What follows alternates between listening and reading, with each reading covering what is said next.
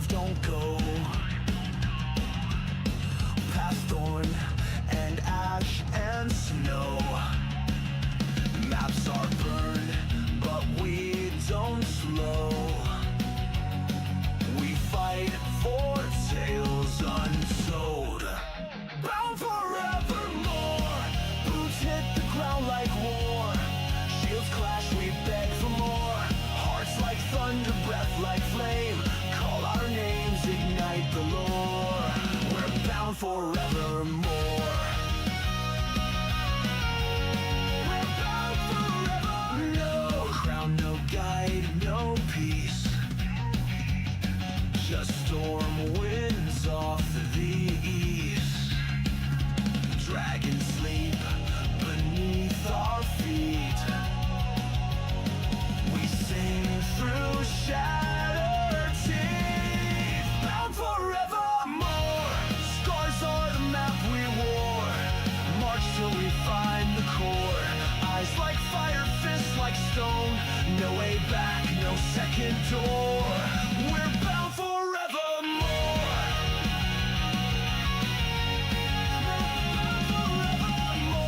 One step, all in. One spark, begin. No cause, just kin. This war we win. Final double down.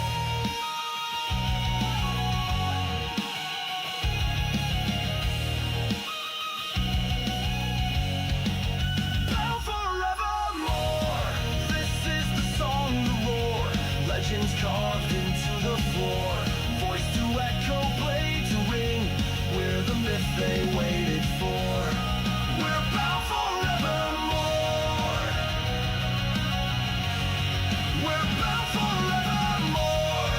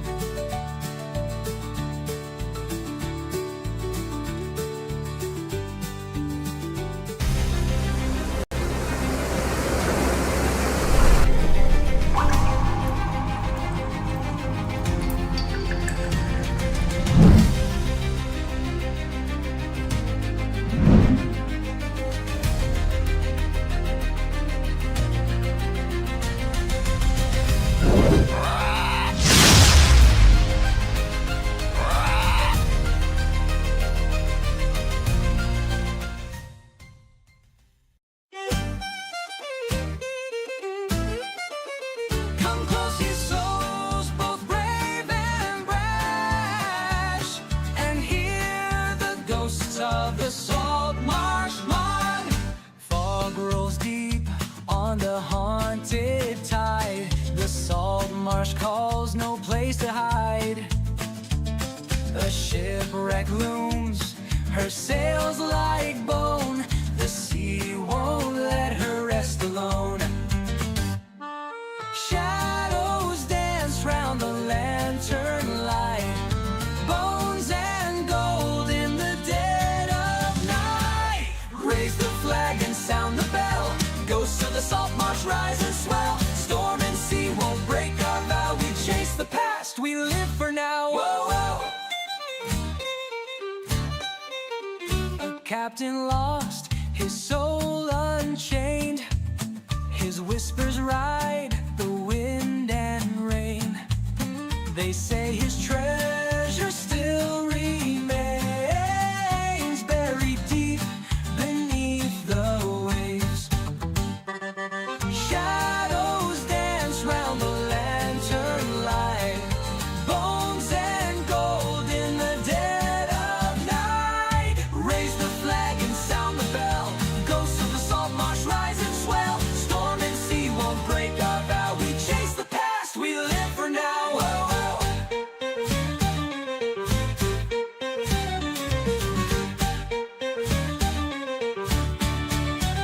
tide it takes, the tide it gives, but none return, no soul forgives. Dead men tell no tales, they say, yet in the Saltmarsh they find a way. Raise the flag and sound the bell, ghosts of the Saltmarsh rise and swell. Storm and sea won't break our vow, we chase the past, we live for now. Whoa.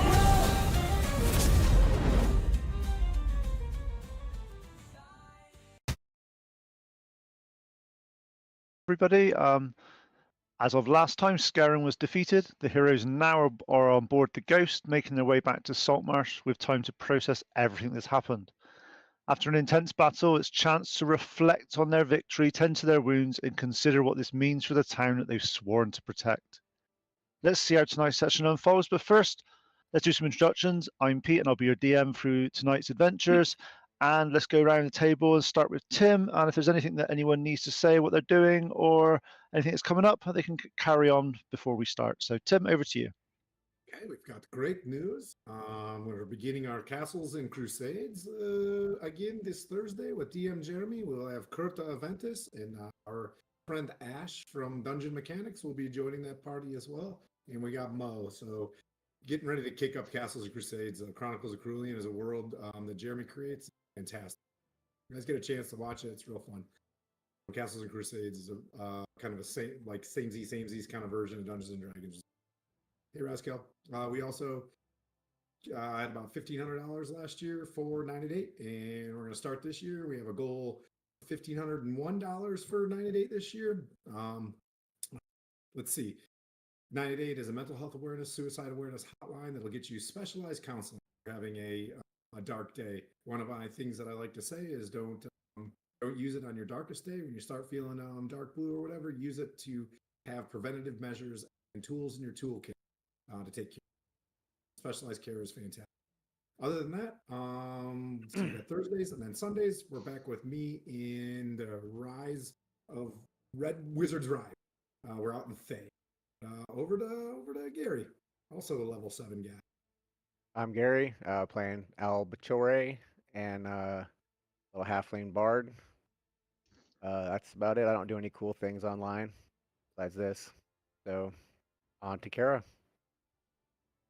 Hey everybody, I'm Kara. I'm also known as KR Paul. I wrote the Pantheon series, and I have the Ballad of Ashes in Spring. It's coming out on March 20th while we're all at GaryCon. I play Lily Aster, a level 7 now life cleric. And I occasionally stream on my own channel just playing random games, but nothing to really follow there. Over to Sam. Hey, I'm Sam. I play Bove, the fighter. Lately I've been streaming the Silent Hill 2 remake playthrough. You can check me out at YouTube at Ryduban, Rydubann, and I'll be doing regular uploads. After that game, I'll move on to another single-player story game. That's it. Right, and I would say in our normal fashion, but I'm going to do the recap for last session because I quite like doing recaps. I've got into the habit now. I actually quite like doing it. So, recap of session 13. The throne rooms opened. Scaring Wave Chaser was waiting. Robes of office, 6 eyes, 2 voices speaking in one human and one aboleth, overlapping, harmonizing wrong. The fragments, the heroes, all of it, and a voice of right on schedule. The aboleth's voice echoed through Zerath Mull's prison. The fragments have been returned and they will be mine. Then Scarin transformed, massive aberrant purple worm, tentacles spreading wide, corrupting throne pulsating behind him. Bove threw his javelin. Hey, got to interrupt people as they start these things. Just throw a javelin right at them. It works every time. 4 hours of strategic combat, 4 hours of impossible choices. The party fought brilliantly. They destroyed the corrupted throne precisely at the right moment. Any later and the consequences would have been a bit more troubling for the party, so they did really well. They kept Rebecca alive. Her shield protected everyone from psychic energy that would have torn them apart. Anton coordinated, Lily healed, Al inspired, and both held the line. But victory demanded its price. And Bove, while saving the party from an aberrant assault, lost his arm. The aberrant's worm blow took it clean off. Rebecca fell into a coma after the fight, psychic trauma overwhelming even the ward keeper's defenses. The rescued prisoners remain infected, so far unable to find a cure, only a way of slowing it down. But they still won. Scarin lies dead.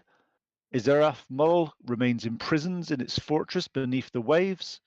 4 prisoners saved, and the ritual information recovered, and various information found in the fortress. 3 days voyage home, time to process what they've learned. So hopefully that's roughly what you guys happened last time. So That's exactly it. okay, so Oh, and the lizard folks consider us part of the clutch now. hell yeah, you are part of them. So setting the scene for this bit here is the scene begins when the sea ghost turns north back towards Saltmarsh. Behind you, the fortress location recedes into the distance. The sticky bioluminescence glow fading, the psychic pressure lifting from your minds. The fleet sails in protective formation. Lizardfolk vessels on the flanks, Alliance ships in the center. Your ship, flagship by default now, leads the way home. The crew is exhausted, but alive. Victory survivors have integrated into your crew, still processing their losses. Everyone knows what you accomplished down there. You killed Scarin, you imprisoned the Aboleth, you rescued prisoners. First mate Cass approaches Anton and says, 3 days to Saltmarsh, Lieutenant. Fair winds if weather holds. The crew's requesting permission to break out the rum rations tonight. They want to toast the victory. What are your orders? For sure. Yeah. Absolutely. One, I would say that to bring him aside, we need to get everybody back safely. Yes, 1 ration of rum is good. We don't want to overdo it. We can celebrate when we're a little bit closer to tonight. 1 ration is fine. Okay, and I'll just go around the table just to see if there's anything. Am I in earshot of Yeah, anyone? you're in a shot. I want to take him to the side and be like, could I have 2 rations? Oh, yes, of course. 1 extra sure. ration for An lost extra arm. loss. But I need it so bad. It hurts all the Yeah. time. I have this itch I can't scratch on the back of my hand. My intent, just for the DM, is to not have a drunken shit show on the boat, just in case. You know what I mean? So as long as These people are are on the right ships. these are sailors. They can have half a bottle of rum and they can still operate the mast. They're absolutely fine. Okay, this is something that they do. Right, yeah. Half Yes. a bottle of rum. Yeah. Have you been round sailors? They can drink. Okay, that's all I can say. They can drink. Okay, so I'll go around to just make sure anything else, if any of you want to do it. Obviously, Al, is there anything that you want to do in the interim before sort of this sort of celebration starts to occur? Is there anything you want to say to anybody or do? I think Al's gonna be kind of in thought right now, just thinking about the situation, not really interacting too much with everybody. That's fine.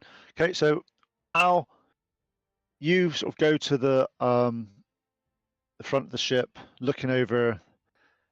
You're not reenacting the Titanic before anyone says anything, but you are looking over, and you're just in thought and weighing on sort of the information and the choices that have been made at the past sort of several hours, and the various visions and the various things you've had whilst down in the Sahuagin.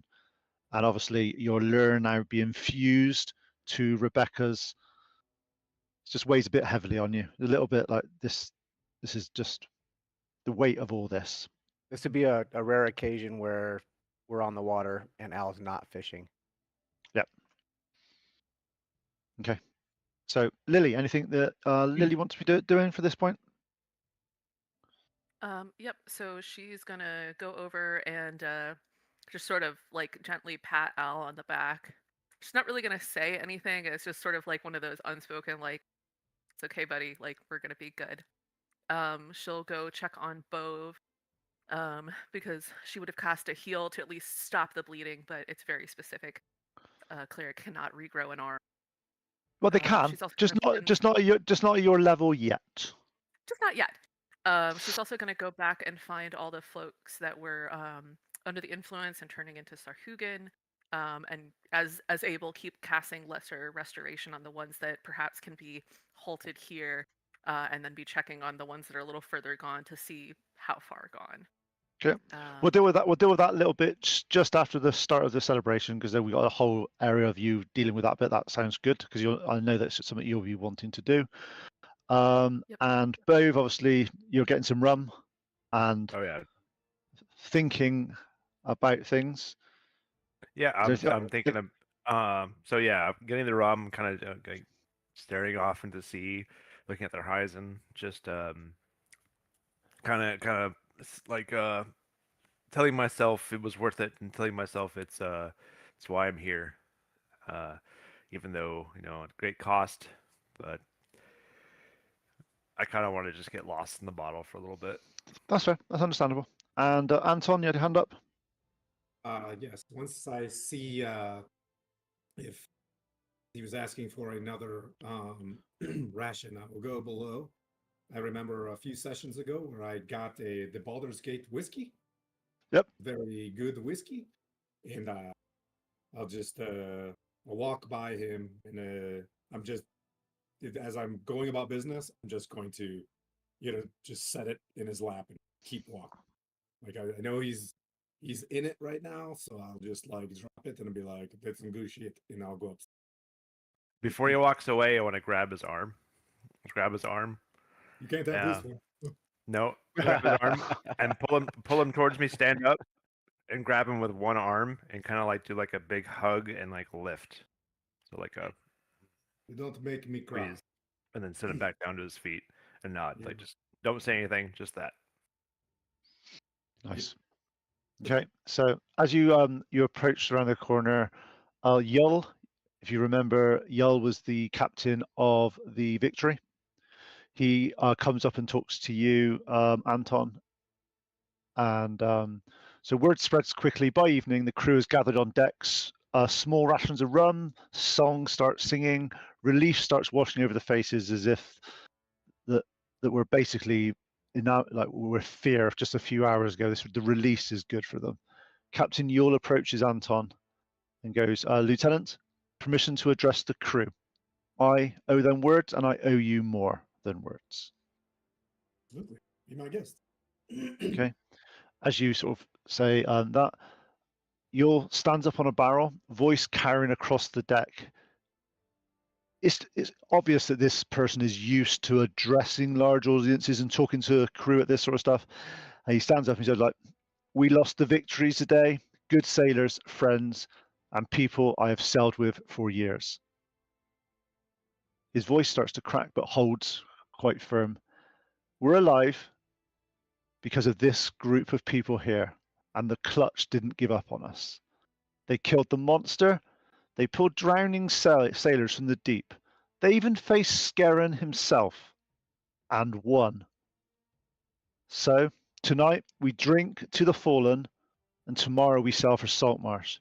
But when we get there, we tell them the Warm Blood Clutch doesn't lose. He raises his cup and says, "To the Clutch!" The whole crew in unison, thunderous, genuine, start screaming, "To the Clutch! To the Clutch! To the Clutch!" The tone is victory, but earned through sacrifice, pride mixed with loss. The rest of the evening goes as you'd expect, people talking about friends, family, things they've missed, things they've done, things that they're proud that they've managed to do this as part of this group of elite individuals.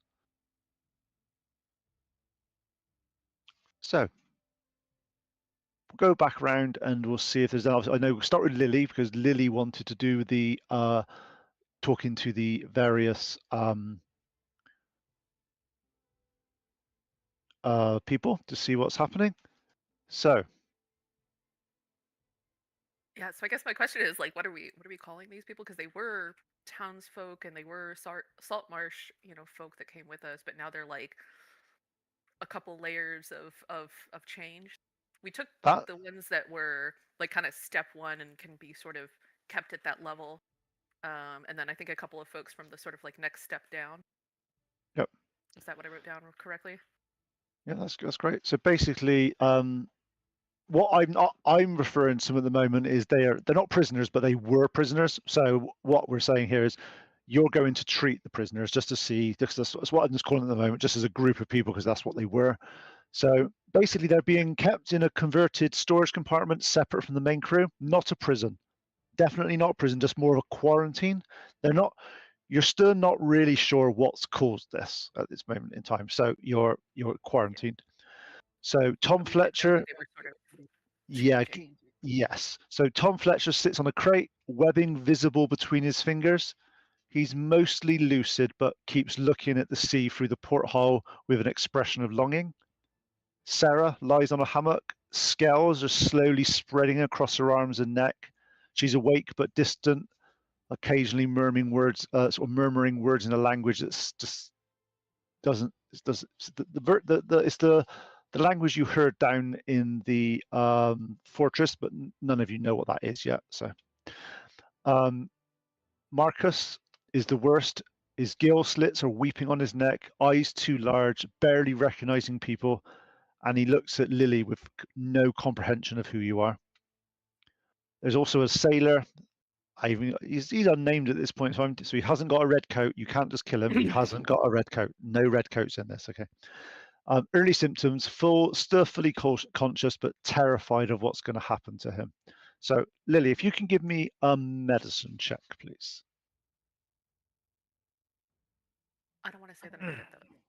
I don't want to tempt fate. And never start with "I'm good at that." That's a really bad thing I to said I say. don't want to say that. I rolled a 16. Nice. Okay. So you get a few things from this. So I'll go through the information. So you recognize patterns: gill slits forming, webbing between fingers, scales developing, eyes enlarging. These are definitely the same symptoms as you saw at the fortress, but progressing at different rates. Tom and the unknown, the sailor, are at very early stages. Sarah is moderate, and Marcus is advanced. Based on the progression, you reckon that the early stage have maybe 4 to 7 days before they become moderate, and the moderate stage is sort of potentially 2 to 4 days, and once that, they're in the advanced stages like Marcus.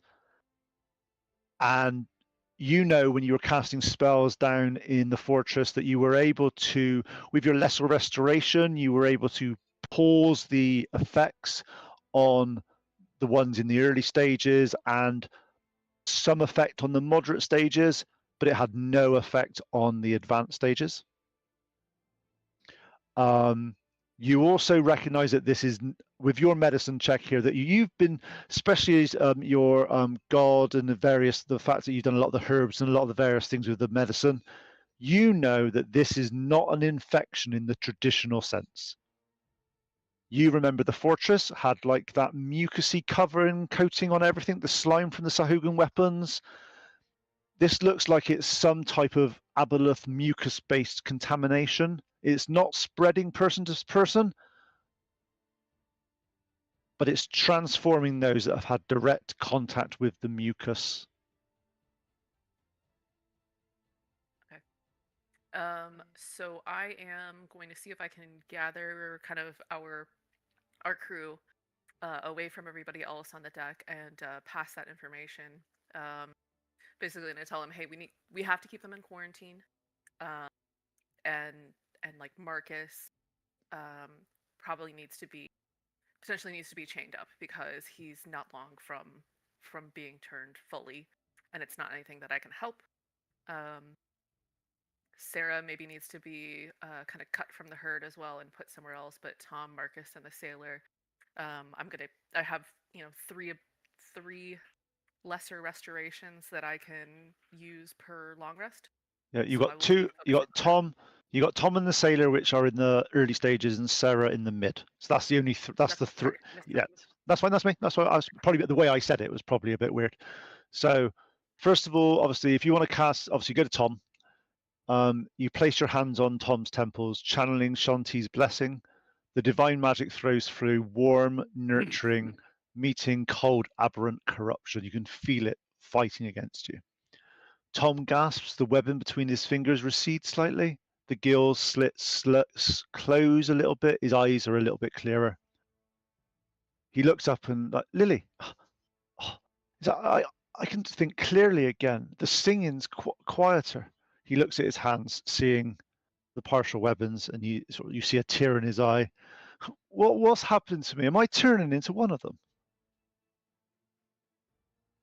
And I'm not one for mincing words on something like that because as a healer, I think a healer's greatest thing is to be able to deliver the bad news, honestly, bluntly, but with compassion. And I just tell him, you are, and there is only so much that I can do, and only so much power that I have to hold it back.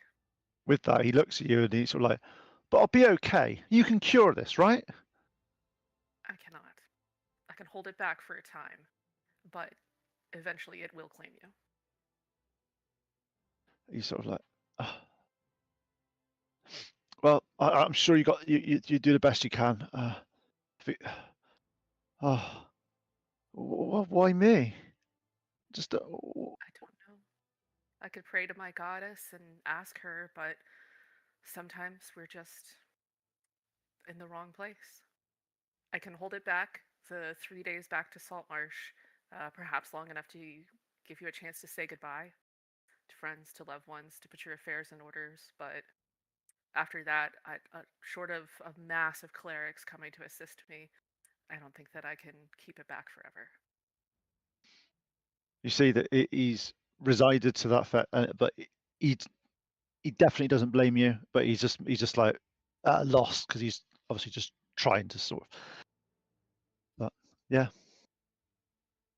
Is there anything else you want? Obviously, you do the same to the sailor and Sarah, all their various it sort of slows down a little bit. You talk to sort of Sarah. She's been transforming longer. She says she remembers the assault. Something grabbed me. His skin was slimy, and then voices promising me the deep water. Similar to Tom, when you do the unsailor, symptoms recede significantly. He's grateful, terrified, asking the same questions, just like why wouldn't he? It'd be can you get rid of this? It's the first thing they're going to ask. But And she'll give yeah, him pretty much that same blunt but compassionate answer.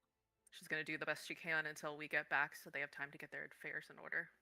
okay. So as you were back talking to the party, you have mentioned about the less restoration does what you need it. It rescinds on these versions. Is there anything you guys want to talk about with Lily, or is there any sort of things you want to talk about on that side of things, or is it something that you're willing just to leave to Lily? I don't know if work with you. I know you can't enhance things when you circle up on the spells, but if there was anything that I could help out by coughing up some of my magical energy to heal or whatever, that's kind of new. But if she needed that, I would just say just let me know. If you need something strengthened or whatever, I can provide. Otherwise, put the one that's about to change with Anders downstairs in the brig, so he can Oh, watch. dark. So he can watch, and I'll just be like, Wow. yeah. Uh, I if didn't one expect moment that. though, one moment though. Uh, it's I have determined that it does spread through the mucus. I would say that if we do that, we risk exposing somebody that is transferring him to potentially get that mucus on them and potentially Anders and make him turn into that too.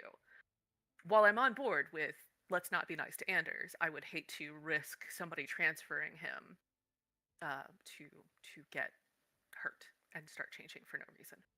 Too bad. And then I'll be like, he should. Dark Okay. Antoine has arrived. Yeah. So obviously you've mentioned Anders there. Is there anything else you want to be doing today? Obviously, Lily, you're doing that. You spend most of the day going just through the various, making sure everyone's okay. That the sailors are concerned, but they trust your judgment in keeping them quarantined and keeping them safe like that. Owl's going to go to Lily and offer up the lure.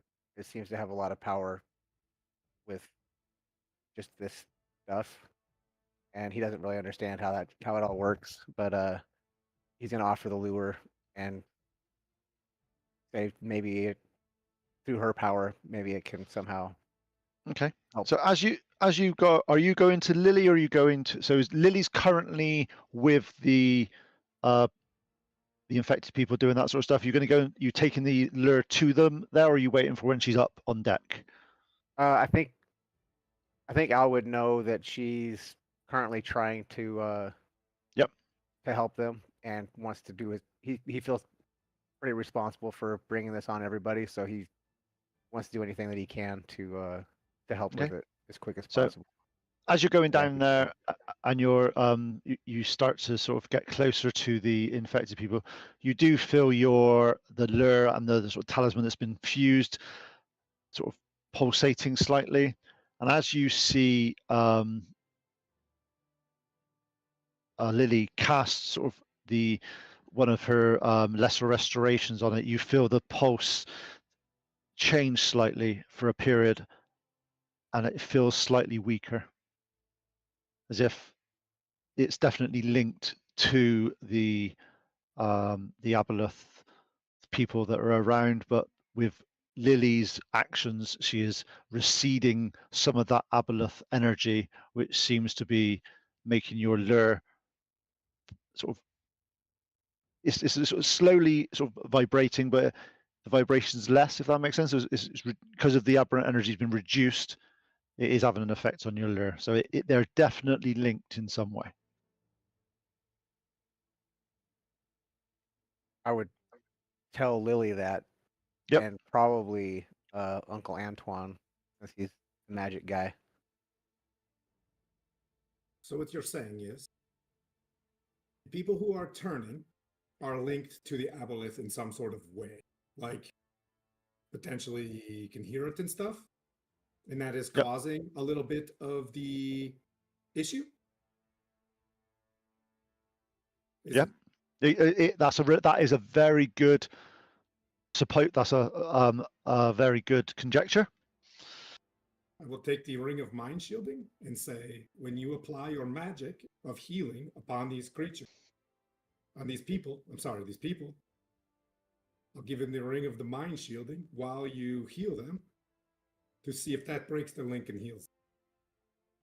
And then I would be like, in Lily, if it works, the ring is yours.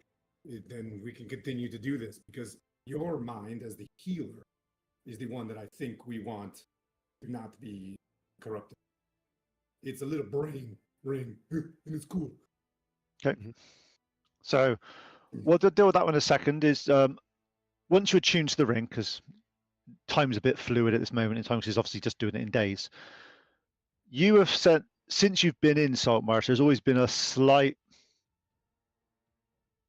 psychic sort of like hum that has always been around. It's something you never really noticed before. It's just been around for a long, long time.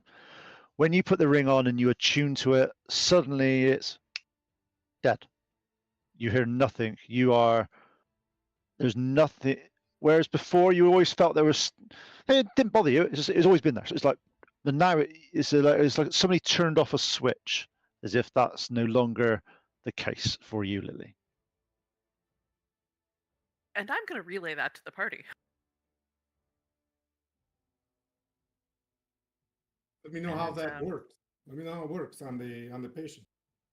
So I'm going to relay that, once I put it on and I've finished attuning to it, that hum drops that I felt, and to me, I suspect that means that there is some form of the aboleth energy that resides in Saltmarsh, I don't know if that's because there's a person, an object, it's just a crossing of ley lines, who knows? But I do relay that to the party. Okay, Might be and something that we want to check out with Calda? Kaladak, yep, Kaladeck, sorry. that's fine. That's only you got the name right. You know exactly the magic user. So Al's come down now. He's give you the lure. You notice that the way when you're casting spells on these creatures, the prisoners, and you're healing them, and you're receding the influence. The lure is slightly less warm, slightly less energy in it. Doesn't seem to be having you can't read it as well as Al does. This seems to be part of Al, but you can definitely feel that it's as if it's some indicator or somewhere linked to the power of the transformation in these creatures.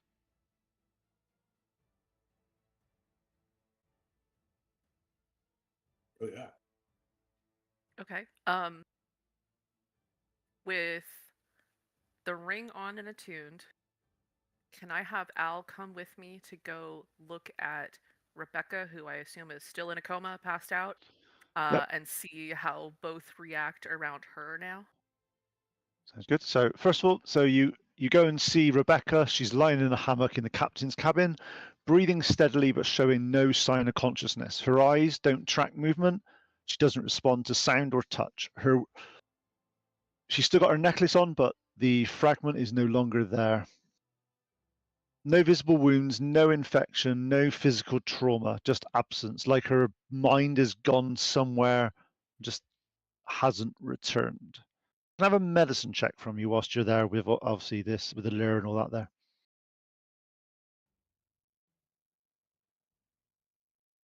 25. Nice. 19 Funnily enough, plus 6. you know literally everything. So I'll just start at the bottom and work my way up. So physically, she's stable, breathing regular, pulse strong, no fever, no injuries, no physical trauma. However, with a bit more information you've got, you remember the Scaran fight, you remember the psychic assaults, the reality distortations, the throne's mental influence. You remember the golden shield coming from Rebecca, and when you were healing her, it was strengthening that shield as if something about her essence was shielding the party from the physical damage throughout. You also, as part of the ward fragment that you're holding, it's still active. You can still feel it pulsating. It's still protecting her and Al from the worst of the Aboleth corruption. But what you're finding is that it's not a medical thing that is causing her to not be there. There's no obvious thing, but it's definitely something mental. Could Al leveled up and he learned a spell called Intellect Fortress. Yep. That for the duration, you or one willing creature you can see within range has resistance to psychic damage, as well as advantage on intelligence, wisdom, and charisma saving throws. Could he try to cast that and see if it helps? Of course you can. So you sit down, you concentrate on a spell. Question for you that I'm going to have, and this is a slightly in and out of character, so we'll just deal with this. Have you got the lure on you at the moment, or have you give that to? I gave it to Lily already. Okay. Is there on that spell? What's the components required for it? Let's see. Verbal. Just verbal. Yep. Oh, that's fine. Yep. So with this one, you sit there, you start to chant the words for the intellect fortress, and you sort of, as you do it, you sort of feel like the psychic energy sort of waft over to Rebecca. You see her slowly like jolt a little bit, and her breathing seems to relax a little bit, as if it is helping. But then, as quickly as it's helped, it's gone back to normal. But definitely, the psychic connection did definitely help, just not for a long period of time at this point.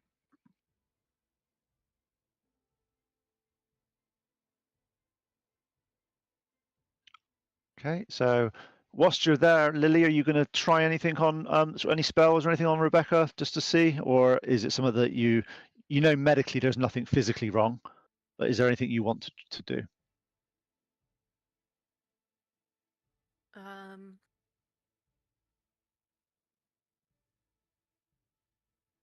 I'm trying to. So I just got divination, Okay, and I'm wondering if I use that and pray to my goddess, or one of her servants. It says I can ask one question about a specific goal, event, or activity to occur within 7 days. Um, I'm trying to think of it's like dealing with the Fae, right? Like, how do I phrase this so I get the answer that I want? I would like to use this to ask a question, but I think I need to think through it really quick to make sure I ask it, phrase it in the way that is going to give me the information I want.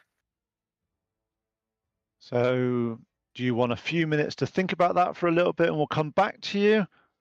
Yeah, come back to me while I think about Okay, how to phrase cool. this. That's fine. That's fine. That's fine. Anything else you want to be doing, Al, at the moment? Obviously, one thing you do take from that, you were able to cast a brand new spell that you've never cast before, and it was I fine. think for Al, I think like I've said before, he doesn't really know he's casting spells. He just knows that when he tries What? to influence people, it seems to have an effect. Yeah, So it I mean, it's definitely, kind it of a definitely, small nuance, but yeah, it definitely had an effect. It definitely worked. okay. He's probably just gonna sit there with Rebecca for a while and just Okay. talk to her and all that sentimental stuff that I don't know how to do.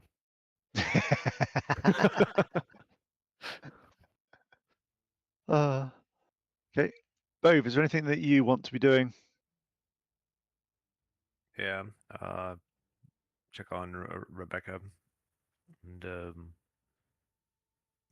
have a sense of like worry and concern as well, and then talk about some of the fights that we did together and some of the feats of strength, especially with us going in and grabbing that chest. And I remember how it fell, and she went. I was dragging it onto that small dinghy, trying to pull it up, almost capsizing it while she's tying it on the end of it. I want to go and like tell her about the story while she can't hear us. Yeah, that's fine. But still talk to her and say like, oh, she's the strongest fighter I've known. That she would have done really well in the pits during the and Okay. also that we could really use her help now. Okay. Also, during that time, obviously, when you've been Rebecca for a few hours, you do leave, you go upstairs, you sit there stuff, and you see some of the lizard folk guards.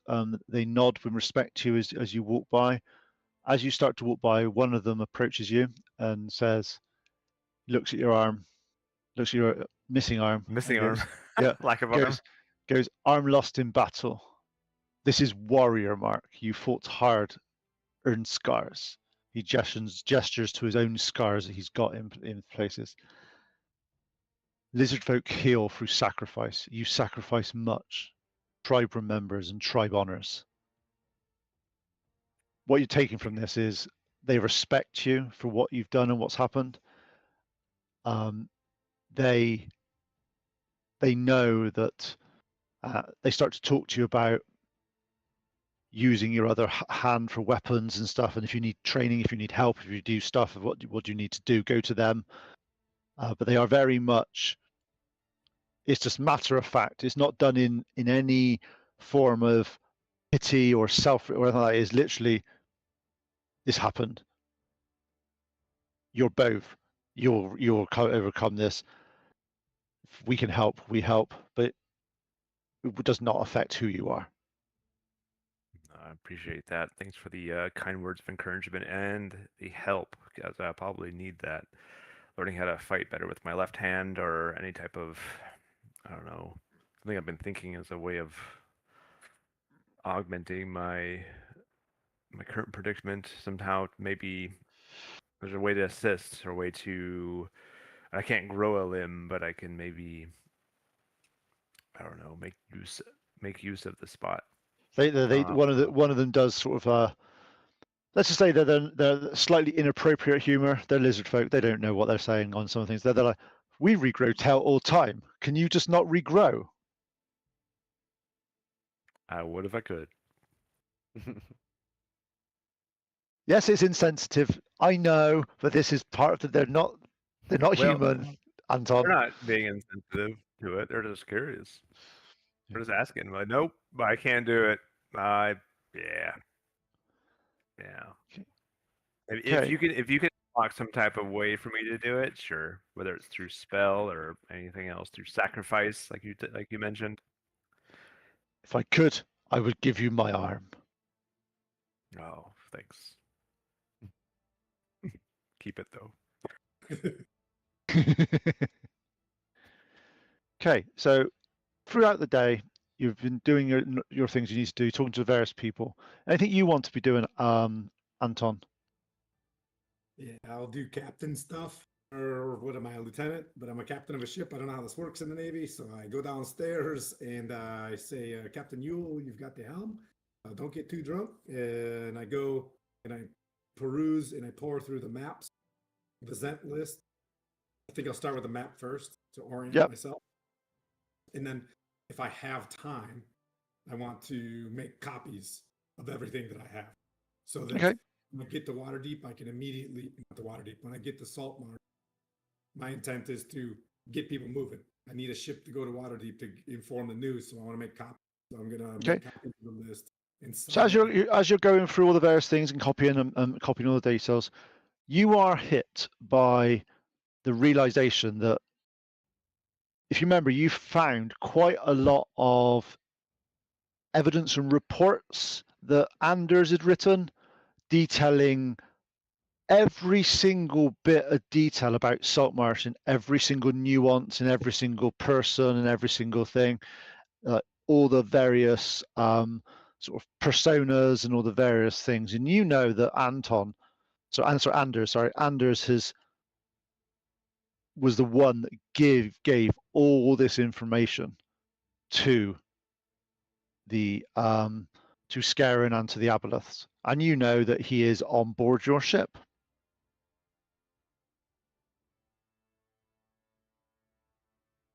Okay, so maybe I'm stupid, but if I have all the information, we've already got them imprisoned. I guess I could go, Bove looks pissed off, can't breathe, got hemorrhoids, and I'd be like, hey, come here for a sec.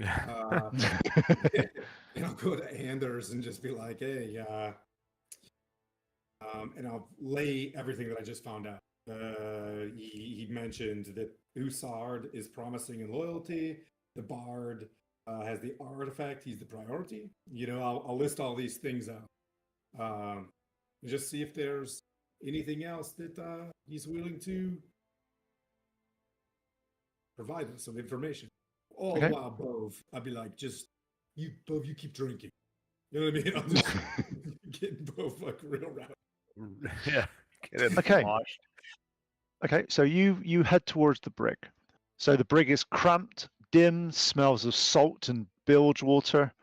Anders sits on a single bench, his hands bound in iron manacles. He looks up as you enter. His expression is carefully neutral. Actually, give me an insight check. Both of you, or either of you, or any of you. Sure.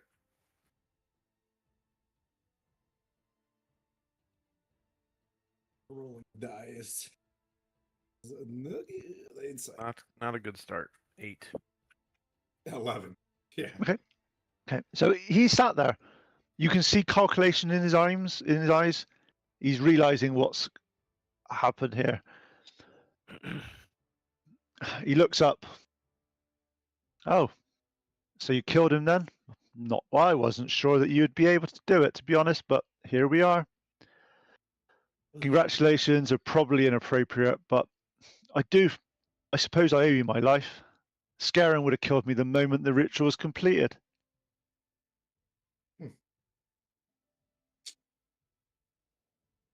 think hanging on to your life is all depending on how much more you can convince me that there's some more information inside the poke his head inside here. Seaton seems to be under attack next, with Waterdeep and Luskin followed up. Any other fancy newses for us? What? You expect me to sing like a canary just because you got me in these chains? Yep. I'll look over at both and be like, hey, I'll be like, both, look, a spare arm. You're right. I'm gonna go and break some fingers. So you're gonna break some fingers, are you? Mm-hmm. God, this is brutal. See, nasty players. You see, have you seen the two nice players are looking after people? These two are like, that's it. This is war crimes. Yeah. It's Well, caused a but lot is of it? trouble. I don't think about well, it's. I mean, if you need me to help, you can go beyond 20 fingers and toes. I can heal him, and you can do it again. Do it again. Yeah. Huzzah. See, you're going to be all better, and you get to experience this over. Give and over. give me an intimidation check, please, with advantage because you're doing natural physical harm to this guy. Okay. Can I assist? I'm pretty good at Right, so intimidation. intimidation. I got a dirty 20. Yeah, that's fine. He's like after you see like bits of he's reasonably compliant. He's like, look, I'll answer your questions. What choice have I got? But I expect somewhat in return. Sure. What No. is it? The use of your appendages, like that's what you're gonna get. So ask questions. What do you want? And I'll see if I can see an answer for you. Excuse me. What do you want to know? What do you want to know? What do you want to know? What are we missing? I've got the Zentarum list. I've got Z contacts. Your asset lists here. Who are the assets that you're after in perchance Seaton? Who do you know in Seaton? Who's your contact? Oh shit, this is good. Who's your contact in Seaton? Who's your contact in Waterdeep? Luskin. Who else are little shit Anders like you are? And I'll call for Al as well. Have we? I don't have any spell slots left. Have we taken a long rest yet? You can have a long rest. You got all your spells back. Okay, sweet.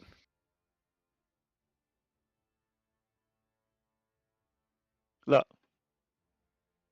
I have got names. I can tell you the names of the Zentrum contracts in Seaton. I can also tell you them in the other places. The Waterdeep one's a little bit more. I don't really know the name, but I can tell you what they look like. Yep. But here's the thing. He looks at you. I'm the only person that can give you this information. Scaren's dead, the Aboleth isn't talking, and you need me more than I need to spill everything right now. Look, come back when you're ready to negotiate actual terms. Trial venue, sentencing considerations, protective custody, something real. Until then, I'm done talking. You can do whatever you want to me. You need this information I've got. Without this information, stuff's just going to happen. Just like that droid that comes in into cell block or whatever from Star Wars, Al walks in like nee. Do you mind helping us out with our negotiations here, dear friend? I'm gonna cast Phantasmal Force and give him the impression that the Aboleth is here. Okay, so what check is that? What save is that? Intelligence. Is it an 18 pass? It does pass. He's quite a calculating individual, is old Anders. He's got a reasonable intelligence. As you do that, he looks up and he says, look, torture me. I'll give you nothing. Kill me. You lose your intelligence entirely. You're not stupid enough to do either. So either negotiate or leave me alone. I'm going to try Charm Person. Got him? So that is a wisdom, is it? Saving throw? Yep. He's not so good at that. So yeah, you have successfully charmed him. Okay. So on that side, give me a second.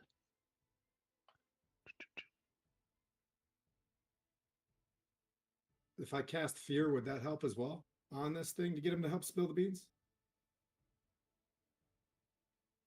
Give me a second.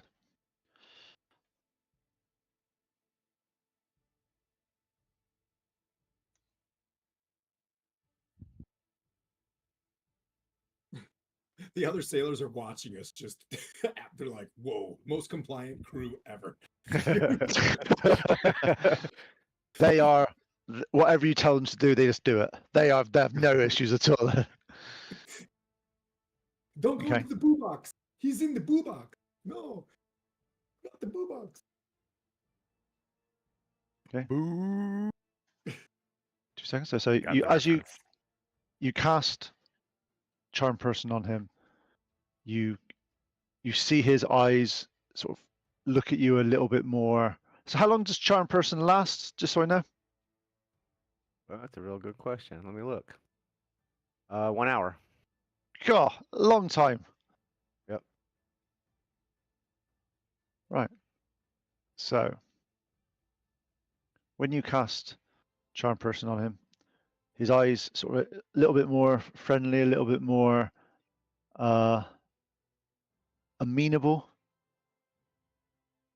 Al is going to. He's kind of more talking to Antoine and Bove than he is to Anders, but he's kind of going to talk to him as a group, and he's going to essentially almost break down in tears, explaining how upset he is about what's happened and that his Actually, lure. 2 seconds a minute before we cast that spell. I forgot this. I rewind 2 seconds. Does charm person, what components does it need? Verbal and somatic. Okay, so somatic. Okay, that's fine. That's fine. Just making sure. Basically, make sure if there's anything that needs a material component that you tell me for casting a spell, because it has a little bit of an impact on some of the stuff we're doing. Okay. Don't worry, Al. Don't worry, Anton. This is in character. This is a conversation we've had. Don't worry. And I'm back in character now. Yeah, so he's gonna kind of just spill his guts, like how his lure combined with Rebecca's relic has caused all these problems, and that he doesn't know what to do, and he has to figure out a way to get this relic somewhere where it can be safe and not hurt anybody else, and basically spill his guts. And like I said, mostly trying to tell Antoine and Bove how he's feeling, but at the same time, since Anders is friendly to him, kind of milk that sympathy button a little bit too. Yeah, you say that. He's like, oh, Al, I appreciate you coming down here. It's good to finally talk to somebody who seems to understand the position I'm in. Oh, look, I understand that what's happened here is these two are just thugs, absolute. But you, I like you. I wish you were here more often. It'd be something that we could spend some more time talking about this sort of stuff. He said, look, I'll be honest with you. I was absolutely terrified. Scarin showed me what was coming, not just the assault, but the scale of what the Aboleth was planning. He made it sound like my cooperation was the only way I was going to survive this. I told myself I was being pragmatic. Saltmarsh would survive either way, but to be honest, I wanted to minimize the casualties, especially mine. I wanted to survive this, but I knew I was betraying the people that most trusted me.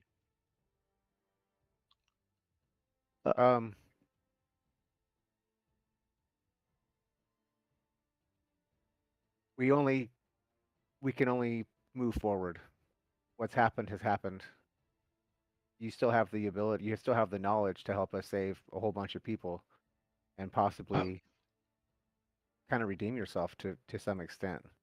That's fair. You can't change what you've done, but you can change what you do in the future. So what do you need to know? We need to know who to go to find out who's involved in this at all these different locations, so that we can stop this from happening to other people. Right, okay, I could do that. And he starts to sort of look through, just trying to figure out what he's doing. And he says, right, yeah, I've got Right. Look. Watch Captain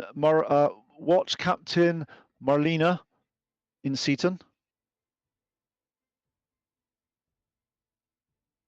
She's my Zentran contract, but to be honest, I don't know if she's dealing with the Aboleth stuff there, but she is definitely my contact in Seaton.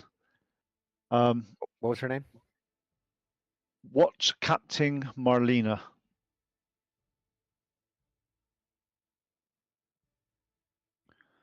Is that on my Zentarum list? I'm just gonna like Yes. start. Yeah, Yes, I'm gonna definitely. stand right Yep, next yep, to Al and be yep, like, look at the list and just we'll circle watch Captain Marlena yep, Seaton right there. yeah. You've got Caldor Brennan in Daggerford.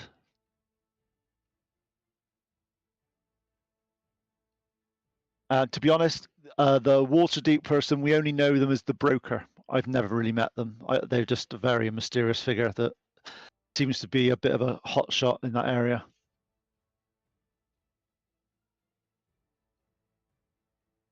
Describe him. You said that you could describe this. Yeah, he is. Annoyingly, he gives you the description of like Joe Blogg's average. Literally everything's average about him. Nothing's outstanding at all. As if all he can remember about this person is there was nothing special about him in the slightest. Rings. No. No, as he said, as if it's might some magical influence that have been over that whenever he visits, he just sees this as like generic human 101. Well, I'll look at Generic the two. human The guy 101. will be like, that's the guy. Just in case you're wondering, we need to find Joe Average. That is definitely the dude. Zentarum list. Who is the Waterdeep contact? I know one of the list. That's the broker. And it just says the broker even on there. Yep. Oh, that's the guy. Okay. Broker.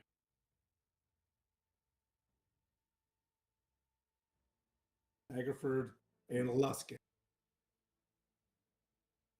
Yep. So Luskin was under attack too. I haven't got a contact. That's too far up north from me. Okay. Event contacts. Summer out. Party members. See profile. Unite. Locate prison. No. As I said, just going to cut something into our chat a minute so I don't have to say every single one of these to you because it's just Yeah, easier. I got you. But he does reel off a list of people that he gave. Make sure I get the right one. There we go.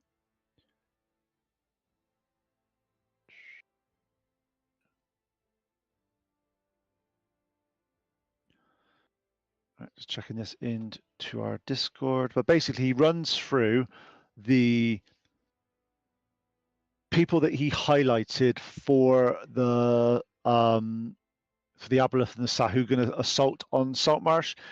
It goes from Edda, Tom Vergus, Lessa Mulhaven, Brenda's Candrix, Captain Jessa, Silas Hake. There's all the names that you would know from various areas, and there's various other names in there as well. But great. Where's that? Where's my chat?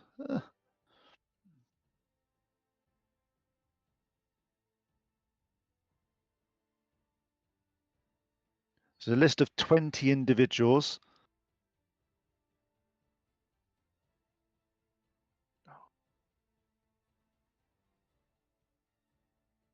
I'll tell the party as you're writing this. I'm like, look, Yeah. guys, we'll walk outside and be like, this is the list. So my intent as soon as I get off the boat. And with Lily there as well, she's taking a break.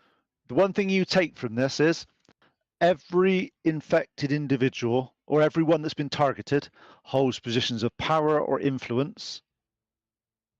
This was surgically targeting Saltmarsh's leadership structure. Yep. Now, do we get the impression that this is because they were trying to take over for the leadership, or because Anders was trying to eliminate competition? This seems to be that they were trying to take over. Okay. Are we sitting? We're in the old captain's hold, sitting there around the table, Yeah, talking about so lepers of two evils. Yeah. So he's basically saying that the Aboleth wanted to transform them gradually so they could become infiltrators and run Saltmarsh for him.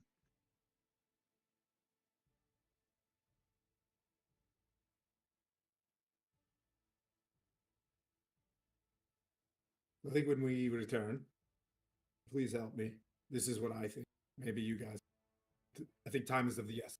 Right now, currently moving back to Salt, drop the wounded off, right? That is good. We're making best use of time. I'd like to keep the smallest amount of salt. So I want to be able to craft a message, and you guys can help or whatever, to give to Iliander, my boss, with these 20 names, right? That he takes to Waterdeep with a copy of this map, right? Waterdeep goes, they go back to the Navy, bing bang, they start making their arrest. Okay, while we immediately either, so someone needs to go to Kaldek and say, how do we get a new arm from our bro over here, right? And then we need to prep the ship for Seaton, like in that evening. Like, we got to get out. Those people, we don't know if they're under attack or whatever. And if new arm place is on the way or whatever, we go solve that for our friend. Yep. What do you guys think? I concur. Yeah, we could do that then. So as soon as we get off the boat, we break into whatever directions we go to. We get hammering on these things, and we're meaning Give me 2 seconds, a second. So I need to go. I needed some time to go figure out this situation with my arm. So I have some friends to talk to. I need to take about a 2-minute break. Sorry, guys, but I'll be back in 1 second. Yeah, we were All right, going to 2 seconds. Yeah. 2 seconds. Sorry, 2 seconds.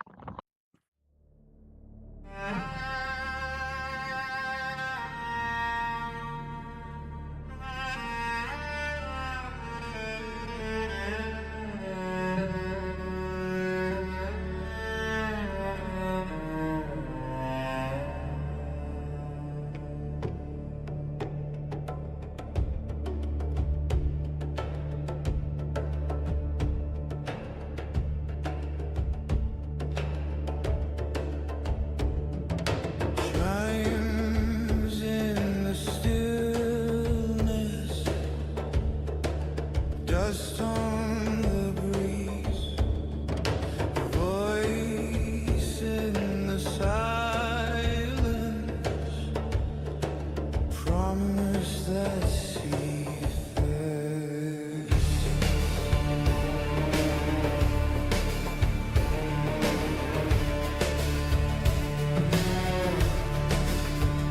We walked as blades in shadows name, drank from the well of silent shame. The sad new truths we dared not face, our past a curse we can't erase. The stars remember every scar, yet still we climb no matter far. We walk this where shadows weave, bound to darkness. Okay, thank you very much for that little break. Unfortunately, I had to do that. So you've got the list of the 20 people. The one thing that is key on that list is there's 3 names at the bottom of that list that are specifically told not to target. When you're discussing this with Anders, he sort of goes, where is it? He's basically saying those 3 got, they were too high profile, and people would have noticed who they were if they weren't themselves. Especially Iliander, because he's well known in the Alliance. it would be too important to the alliance. Killing him or infecting him would draw too much attention. Kaladek, he's too magically aware. He would know something was happening. And Welgar, Procon would protect him, and he would know something was up. And it's key that this was done in a way that no one expected it, and no one was gonna. And they didn't realize it was happening until too late. I'm going through the list right now.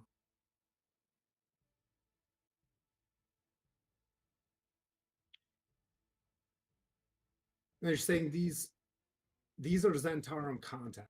No, these are the people that were targeted Okay.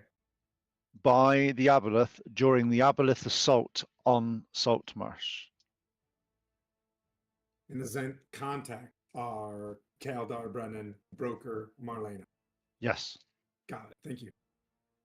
Now I'm sorry. So the 20 names are not criminals. The names that I want that are criminals are these 4 names. Or, Yep. You know what I mean? Like, But you've been given the names of. Actually, give me some intelligence rolls, people. yeah, there we go. 19 plus investigate or Intelligence. just intelligence. Okay, so 20, 30. 15. 5. 3. Well done, Al. Well I'm done, both. distraught. I am distraught. I don't feel as bad for some reason. I rolled I a thought 2 on the dice, so It's like, I thought 5 was bad, but it's not that bad. Yep. And I have a -1. I was like, wait, it was Santa Claus the whole time? Okay. What you're getting from this is the assault on Saltmarsh wasn't as random as it felt. They were specifically targeting certain individuals to be influenced by the Aboleth. You know what that influence looks like firsthand. You've got the prisoners here that have been slowly transforming into various stages of control. So you know that if those 20 people have been infected, they were fine when you left Saltmarsh. By the time you get back, it'll be about 6 to 7 days since the assault on Saltmarsh.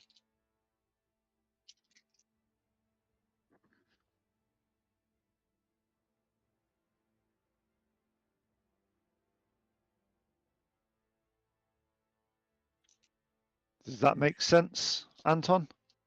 Really? Okay, I'll do it more bluntly.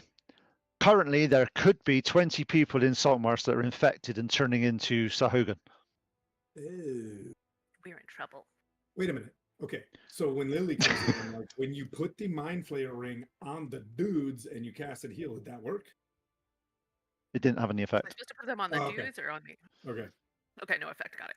By the way, I've crafted my question now. Ooh.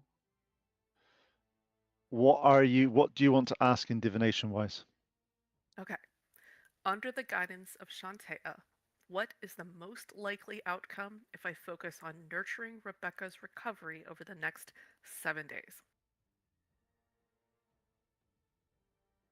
So under the guidance here, what is the most likely outcome if I concentrate On nurturing Rebecca's recovery over the next 7 days.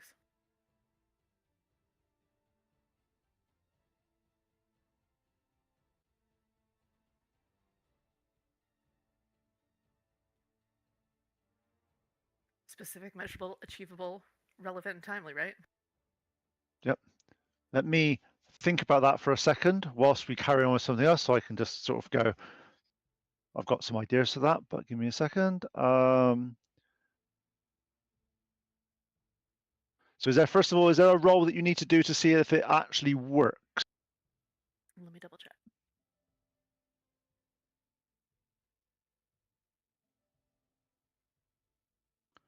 No. Okay. No rule specified, but if I cast it more than once before finishing a long rest, there is a cumulative 25% chance for each casting after that to get no answer. Okay.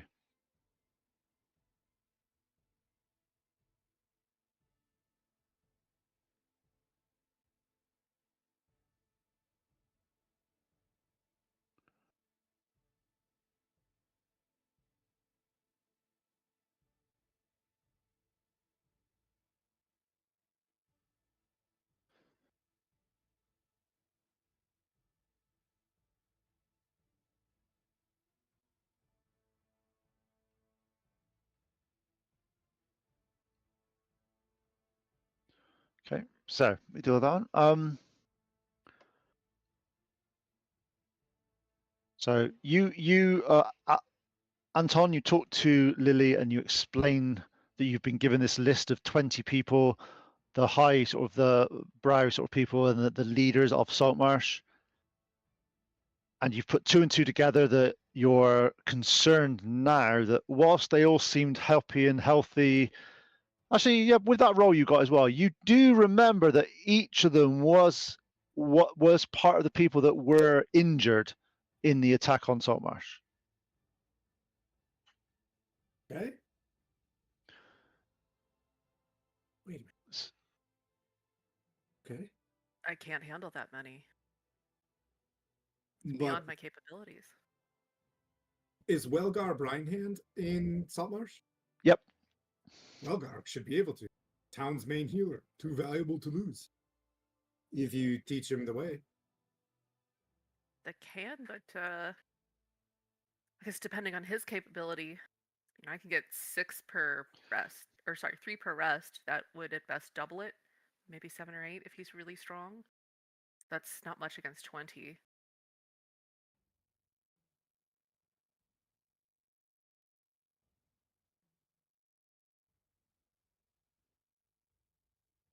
We may have to just know that we're going in looking for a fight. You think, and I am very stupid.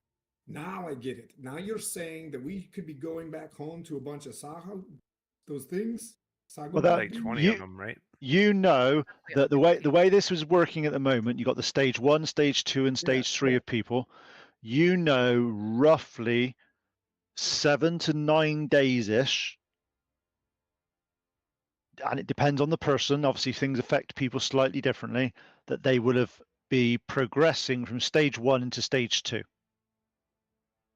Yeah, so they may Okay. not be there yet, but we would certainly have our work cut out for us, corralling them off somewhere else. The log cabin. The lodge. Right, the lighthouse. Not the lighthouse, the place where Yeah, the spooky the house. first manor. Oh yeah, the spooky house. Yeah, spooky house. You willing to chain them up?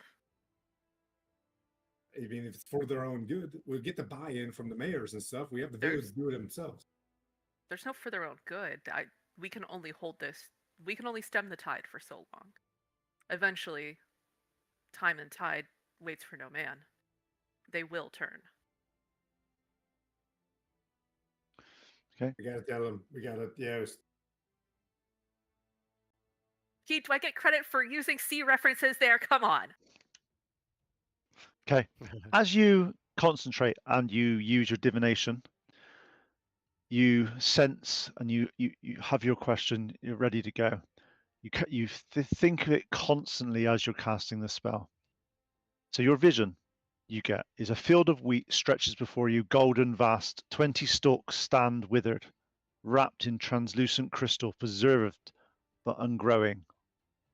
One stalk bears, as you look a bit closer, you sense Rebecca within it.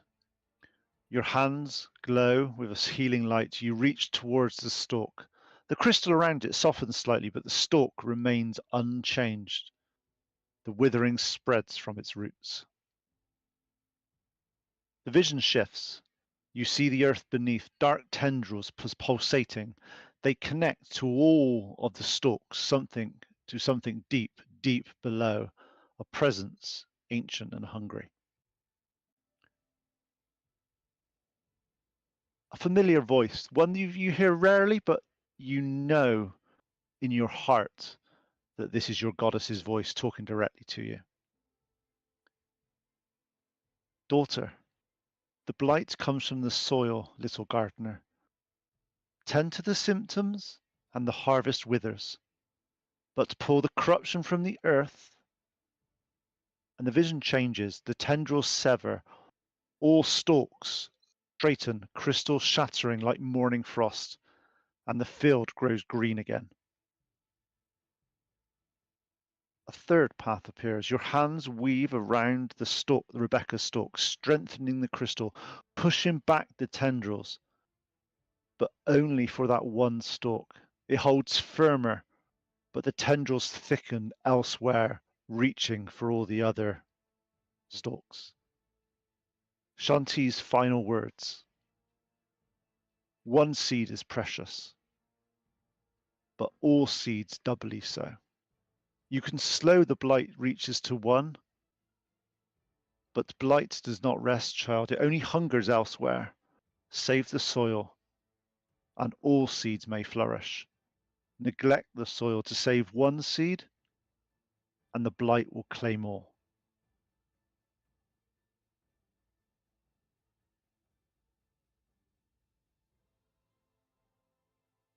All right. So she gets this vision and she takes time to think on it, a moment to think, and then turns around to the group, and you can see that there are tears like welling up in her eyes because she understands that this is just not going to go well for the people that we know and love. So she explains to everyone that um, she could try to help Becca. She could try to help the others that have been affected by the Sahuagin poisoning effect. Um, but if she goes after that, they'll lose. We have to focus on cutting it off at the root before the stem. We have to go after the aboleth and the. Sorry, I'm looking for the word. Uh, what is it? Seroth Mogul? Yep, that's the Is name that the of right word? the. Yeah, that's the name of the aboleth. Yep. Okay, so we have to stop Zareth Mogul, the aboleth, and doing that will help save the people that we know and love, but we can't go individual to individual. Okay. Okay. Then we need to find 2 more fragments very fast. And then we need to reunite the fragments, and we need to time it with the high tide. We found the prison chamber. We have to go back. So we need to find these fragments, which they're probably in Seaton. One of them, most likely, they're trying to corrupt the town, or Daggerford, or on the way to Waterdeep. Finding these fragments are important. Just That's as the Yep, just as the spell ends, Kira, you get a vision settles into one final image. Winter descends upon the field. The first frost touches the stalks. They bow gracefully like into sleep, and snow blankets them, pure and crystalline. Not a tomb, but a cradle. The stalks rest, and their life force drawn deep into their roots, waiting. The final voice from your goddess. All magic is possible, child. A perfect winter, a time of rest and protection. The stalks do not wither in this cold. They do not hunger. They simply wait. Just as the seed waits in frozen earth for spring's warmth, so too can your friends halt in their crystal sleep. They are safe in their dormancy, and they will not wake until the spring comes. And spring only comes when the blight is purged from the soil. You will need to find out how, but I know that you're capable of dealing with this. As always, my child, your heart will lead the way.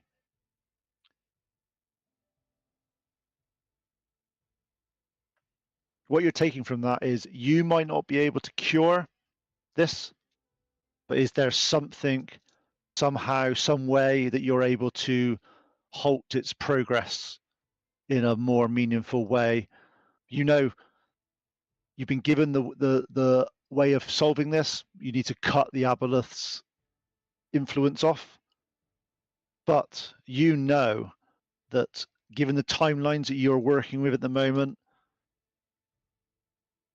it's only a matter of time until all people that have been mucus infected become Sahuagin and under the influence of the aboleth. Okay, so when I was using the mind protection ring and I had Al's lure nearby, Yep. did either of those seem to indicate that they were cutting that influence for a time? Yeah, I know we talked about one of them was like making the pulse less, but yeah, the ring on your finger instantly cut off that connection. But that's the only item you've got that you know that can do that at the moment. But that's something that you found, and you know that the lure was resonating with the energy from the mucus infected salt Martians. So you know that there is some link between there that you might be able to look into and find out, talk to some relevant people, but you've identified that connection. to Kaladeck.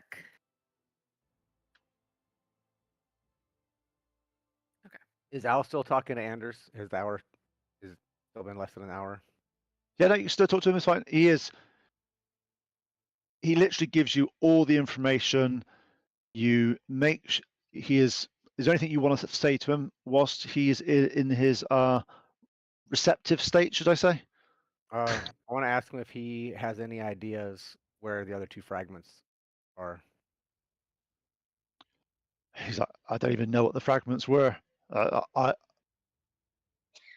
Sorry, and he's completely honest with you. He had no idea about the various fragments that you and Rebecca had, and the other two, i.e., well above his pay grade. He was just trying to save his skin with Scarin.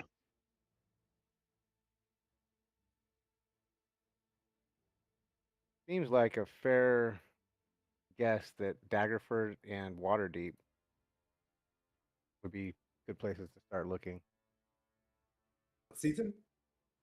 Seaton was the next one as well. So you do know Seaton. It's more the two that you, from what you've got from the information from Al and from Anders and for Anton, all the various things. The two ones that stand out are Seaton and Daggerford. Waterdeep is too big to be taken over by the Sahuagin, and those are smaller areas. And you know that the next attack was planned for Seaton. Oh, So see. In fact, on that note, Lily and actually it's more likely Lily. With the word the village that keeps saying Seaton, it doesn't ring like a location that you're that really sort of aware of. You know lots of the areas around Saltmarsh. You've been here for a very long time. Whilst you're talking about this, one of the sailors walks by, and he says, "Hey, you know it's only been called Seaton for the past 5 years." Well, Called before. the Styes. Styes? Yeah, the Styes. It's because it's a bit of a shithole. It's let's just say it was the scummiest town on the water, and annoyingly, it was the first town that the Alliance managed to sort of get their claws into and sort of get on their side. And the Alliance tried to rename it to Seaton because it was just a bit posher, a bit more. But look, it's always going to be the Styes as far as we're concerned around here. Lily, with that word, and you hear the Styes, you've definitely heard of the Styes. The Styes is everyone around here has heard of it. It is a town that lives on the sea. All the buildings are on stilts, and they're all on piers and connecting bridges, like one big flotilla type area. And you know, the reputation it gets is because, let's just say, they're not the most hygienic, and everything just gets dumped into the bottom underneath the sea, and hence the reason why it was called the Styes.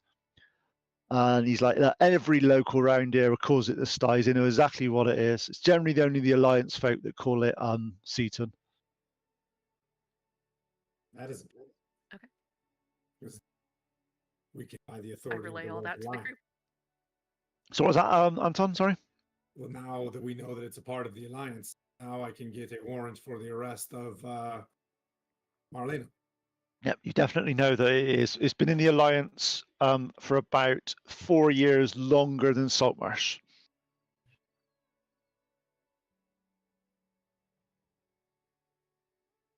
What was that? I thought someone stabbed you. I thought someone stabbed you. We lost Skylar.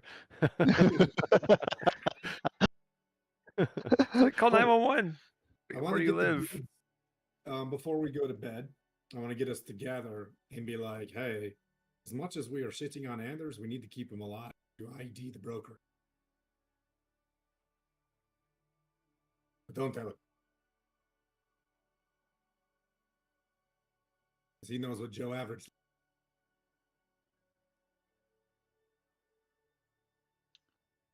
Okay. No? So at the end of the hour of Charm Person, because this is what Charm Person does, mid conversation to Al, you're going through things in this, so that Al, you see Anders blink. His expression changes, warmth draining from his eyes like water from a. He looks at Al, then at his own hands, back at the party. Yeah, fine. You charm me, you cast an enchantment spell on an prisoner during interrogation. Fucking deets, you. He leans back and you see him cursing himself as if he's like, fucking look, look. So you're willing to cast spells on prisoners now to force them to ask questions, are you? 103%. Yep. I'm a prisoner. There's laws about this. Even traitors have protections under the Alliance detention protocols. You just violated 7 of them. Well, you can sue me. And I'm sure my witnesses will say that we were just back here, doing our best to, Make sure you're comfortable. yeah. Don't worry, maybe I'll learn Mind Blank soon. Look. You see him, he's absolutely livid. Like, literally, like, it's just, he's like, look, I'll make a deal this one time. No, I'll sign anything that tells you you did not magically compel me to give all this information to you. Yeah. But I'm gonna want something in return. After what you've done, you don't deserve anything. That's a kid. That's a kid, son. Well, that's fine. Look, Okay. information's good. You know it is. Those 20 names real. The Zentran contacts real. But if you try to use what I said under magical compulsion, I'll fight it in court. I'll take months. I don't care. People will die. The Alliance lawyers will argue everything. Or make a deal right now. I volunteer to say that I voluntarily gave you all this information. For what? I get a chance. I get a chance of survival instead of death. What's it going to be? Look, I understand I'm going to jail. I'm never going to say I don't deserve otherwise. But I want a deal in writing that says there's protection during transit and trial, because I know going back to Saltmarsh, they're going to all want me hung up and strung in the quartered and swinging from a piece of wood. but I want alliance protection to make sure that doesn't happen. I'm happy to go to jail, happy to go for that. I want a proper trial. But if that's not in writing, you're not having any of this. Yeah, I give him a piece of paper. Well, yeah, absolutely. Absolutely. Matter of fact, I get you a bedroll to sleep on. But of course. Of course. He sits there. I also He, want you to write in there that you will ID the broker. Of course. Got to keep you alive, pal. I'll ID the broker if I see the broker and I know who he is. I will definitely ID him. Kidoki. All right. Okay.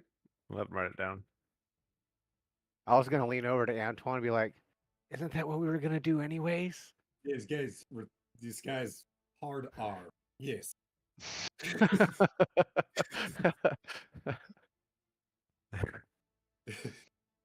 Oh, you got us.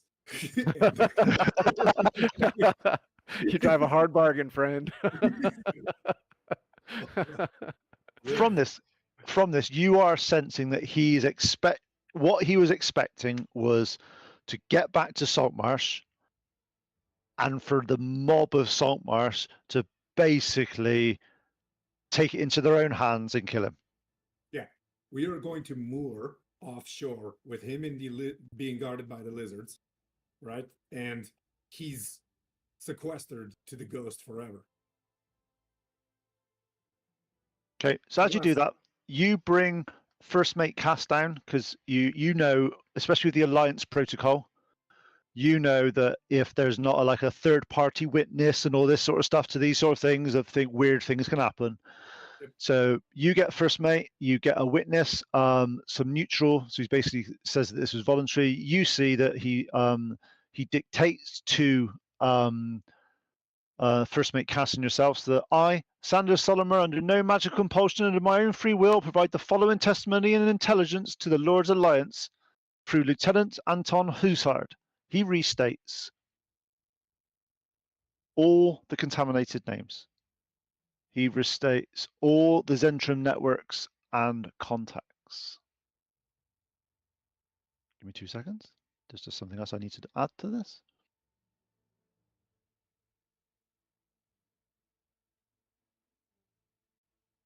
Unfortunately, my first mate is now sequestered to the ship as well. But I'll tell that to him afterward. All right. Yeah.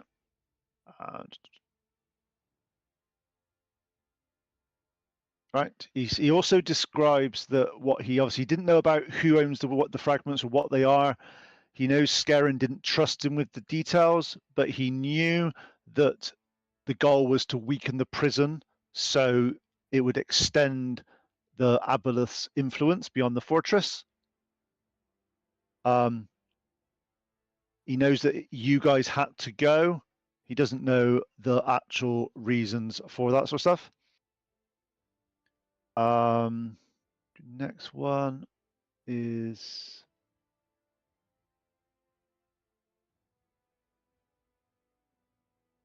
so he gives you the Zentrum contract.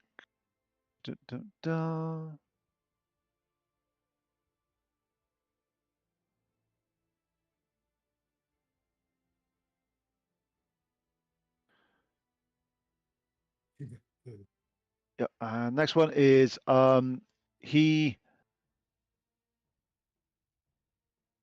goes through about the transformation. He understands that there is several phases, and he understands that the early contaminations should be treatable with arcane magic, but he doesn't know about the advanced cases, which I think you've already discovered anyway on your own anyway, but he's just he's just going through this.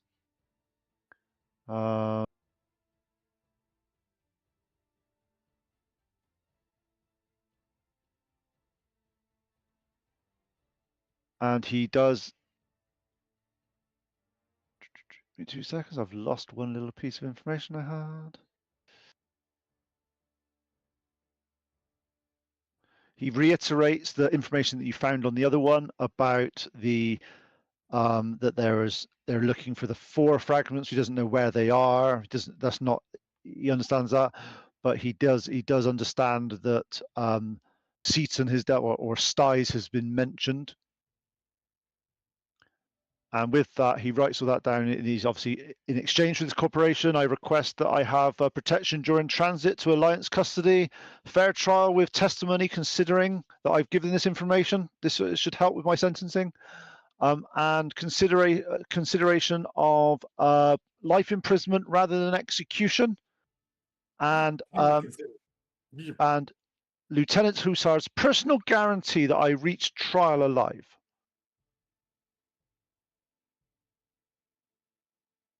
We'll begin the trial now until it's over. Okay. I am a captain of a ship.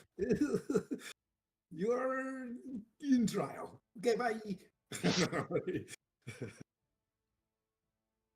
You look, he's literally trying to do everything he can just to stay alive at this point. He's just. Yeah, we get it. We get it. We also don't really care. He does. Yeah. Okay. I gave him a bedroll. I'm treating him nice. Nicer. Okay. So is there anything else you guys what we'll do is we'll just go a little bit forward in this now that you've been doing this for several days and stuff and various things. As you are approaching Saltmarsh, the third day dawns on clear, and you see the coast of Saltmarsh on the horizon, familiar landmarks, home waters. First mate Cass climbs down from the crow's nest. Lieutenant, there's activity in the harbour, more than usual, and there seems to be loads of tents visible. Looks like some type of medical type tents, and no welcoming party visible either. He hands you a spyglass. As you start to look through, you see that there's various white tents set up near the Temple of Procon. There seems to be an unusual amount of activity around the docks. You're seeing more military presence higher than normal, and there's no celebration or welcome committee on the docks. Captain Yule says that doesn't look like a town celebrating a victory. That looks like a town dealing with a crisis. Should we Mark, am I not? right?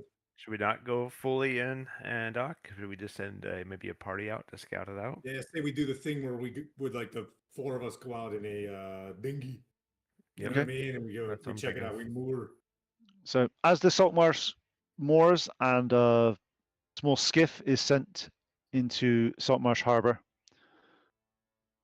you see people gathering, not a celebration, but something more controlled, purposeful. Welgar stands at the docks with temple alakites, quarantine tents behind them. Militant members stand in nervous attention. As you notice, several prominent faces missing. No Councilwoman Alwyn, no Captain Hendricks, no Merchant Guildmaster Price. Those are all names from the list that you were given earlier. Eleander waits at the gangplank, his expression grim. You're back. Thank the gods. We need to talk now, Lieutenant. Après-vous. That means after you. French. Okay.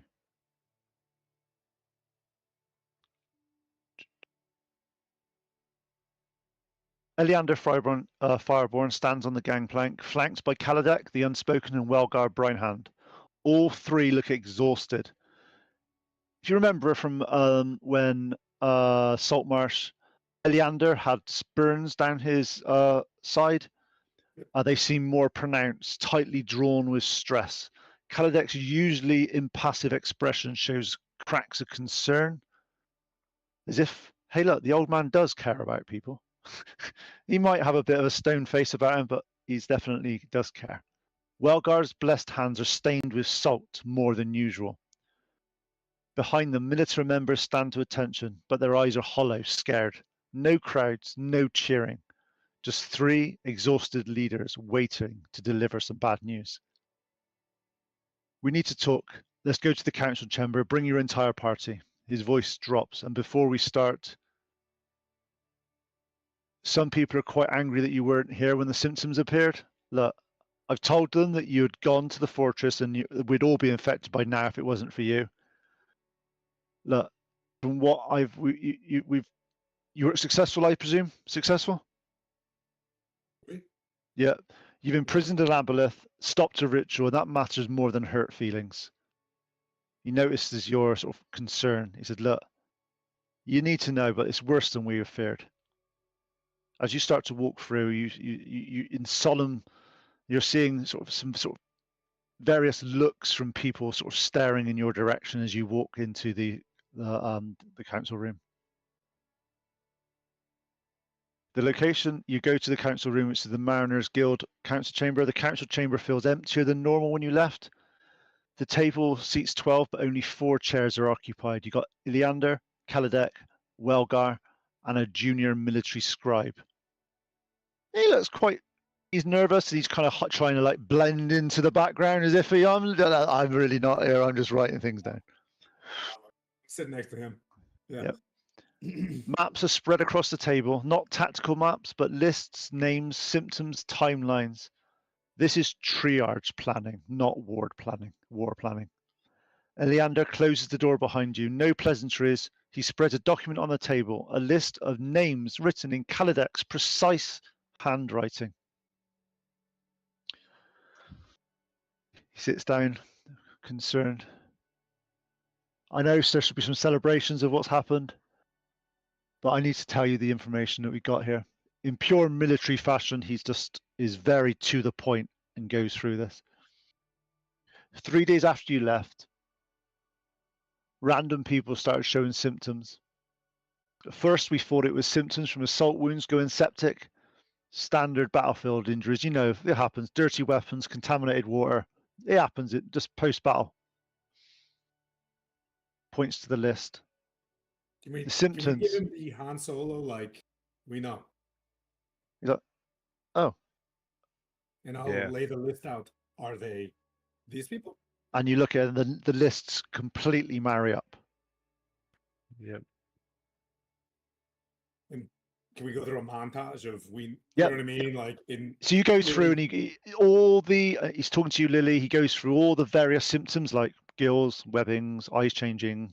All the stuff is literally identical to all the stuff you got. You've come back as a port of a bit more influence, a bit more information. Welgar is the sort of like taken back of how well you've picked up this information, considering he's been looking at this for the past 6 or 7 days himself.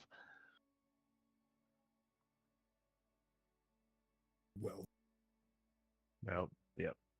Yeah. Well, Gar's like, look, I got the same information as you, Lily. Lesser restoration slows the transformation, pauses it, gives us time. I haven't got enough. I can't cast it enough on these to keep it for this many people. It's just, I treat 4, maybe 5 people a day. I'm pretty sure you could do roughly the same. There's 20 infected here, and you said you've brought some with you as well? Yes, another 4. Oh, God. We're just delaying. We're not curing. I ain't got... to do this, the Have only... anything that can put them in a stasis? I mean, I feel like we were given, on the fourth wall stuff. I'll open up this new book called The Heroes of the Forgotten Realms. I like, should we not, can we circle up about this thing? Can we all offer up our magics to maybe strengthen these spells? We need to spend some time and go through and see what we can do, but Lily, that's an interesting concept. Yeah, from my vision, from my goddess, right? She basically said that there's not really a way to treat them one by one. We've got to put them in a stasis, halt the progression until we can find a way to kill the aboleth and cut the influence. Well, maybe there's nothing. Anton, you are obviously of arcane disposition. Is there anything you have of knowing how to combine powers? You're saying about this circle. What have you done in that? Do you do anything? Is there? Wait, so as you know, as we've increased our acumen in increased our powers in magic, I think we've figured out that if we combined, if Lily or you, Welgar, begin the spell, we can join in and give our arcane energies to the spell as if you were to chant it or give the symbols or the materials. We offer them into a circle, and it empowers. It empowers. What is it? Okay. So as you're doing that, as you go, obviously you got the list, especially from Anders. You see Eleander sort of go through this, and he's like, "So where did you get this list from, Lieutenant?" We got this list from Scarin, who turned into a big purple snake. He's dead. Here's the 3 names that we need warrants spread everywhere. I'll give the copies of the map. This needs to get to Waterdeep and the Lord's Alliance immediately. Anders is sequestered to the ship. He's spilling his beans and he knows and can ID this guy. And I point at the name, the broker. It'd be important. I don't want to say the names out loud. I want Iliana to see the list and be like, you need to get a boat screaming to the north immediately. And I need my ship ready to go by this evening to head to Seaton.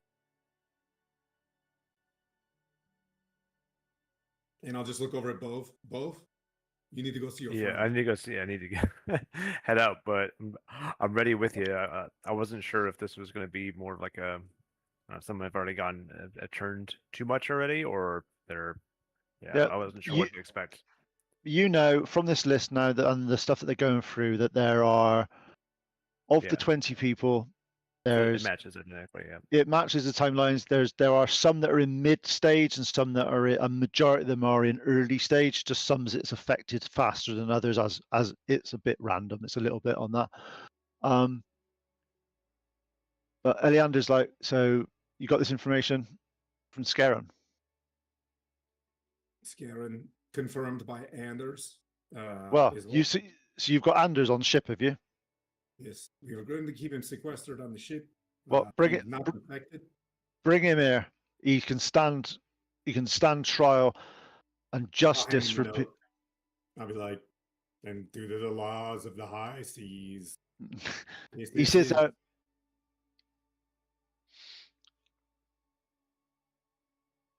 you see him just to read as you read it. You sort of like he stiffens up a little bit. Oh.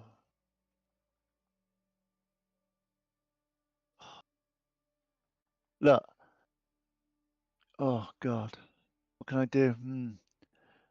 Yeah, Anders created this list, got 20 people infected. His betrayal enabled biological warfare. Half the town wants him hanged, and the other half wants him hanged slowly. If they hang him, then we can't find the broker. We can't find the other fragments. We can't cure the disease, which is the aboleth, sir. He looks. He's like, yeah.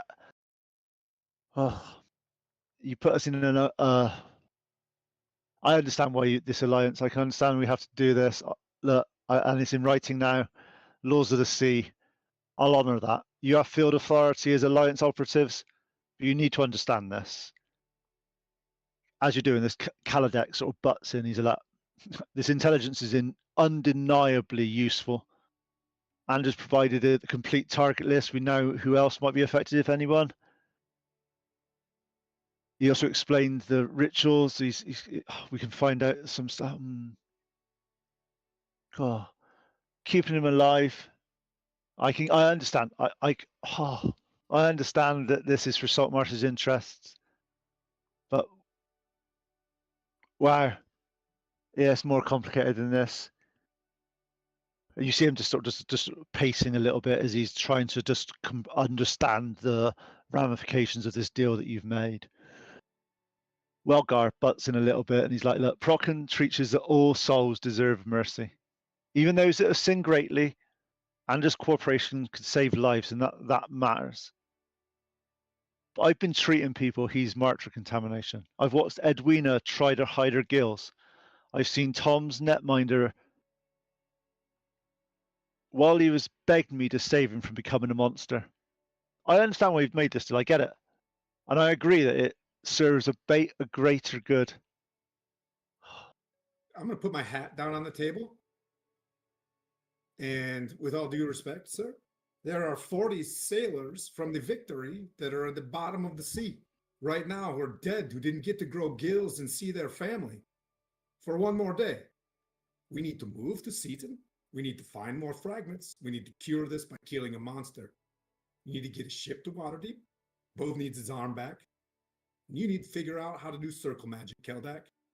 So, let's get to work. You see Yes, Eleander. Chop. Chop, chop. Yeah. Look, I understand your frustration, Lieutenant. As your commanding officer, I am making some decisions here, and we'll see how they go. All your instructions are perfect, and they are on board with someone of your level. Let's just see the bigger picture here for one moment. We need to make sure that Saltmarsh and these people, in some ways, are contained based on your information you've got from Anders and from Lily here. These 20 people that are in charge of Saltmarsh here are, if we do not do something now for these people, in 4 to 5 days, they will be unrecoverable and they will all be dead. Can we practice a circle spell? Can we practice it? Let's go. Yeah, Practice yeah. the It's not. It's and we'll not. hit. I was going to speak up and say, at this point, isn't Saltmarsh the smaller picture? This is bigger than Saltmarsh.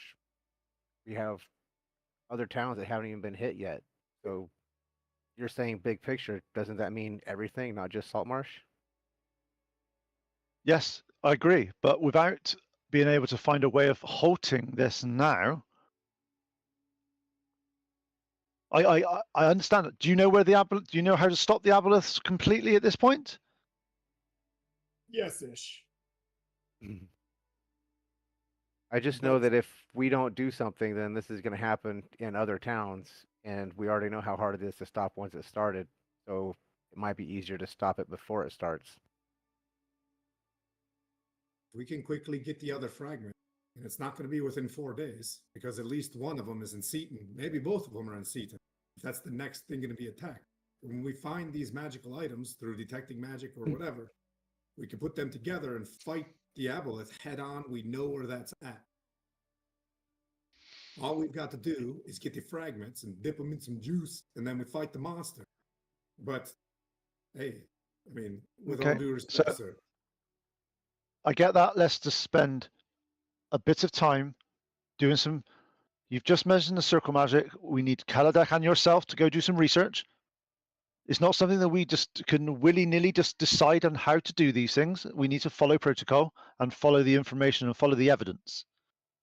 So if you and Kaladek go back to his home and do some research as soon as you can, we will reconvene here in a few hours' time to find out what you have found. And each of you have your specialities, and especially Lily, if you want to talk to Welgar and see if there's anything that you can do in those regards. And with that, you see the weight of command from Eleander sort of just relax a little bit as he's sort of given individual commands out to people. But you see that he's been battling this for the past 7 days on his own, with all the people dropping, all the people various signs. It's not something that it's an unsurmountable task that has been happening here in Saltmarsh, and he's dealing with it. But let's see what we can do. There must be something that we can collectively come up with for this. So we'll go around the table on in each person in a little bit because it's 9 o'clock now. If we're going to take a little 10-minute break, we'll come back at 10 past the hour whilst we can find out how to halt the crisis at Saltmarsh. All right.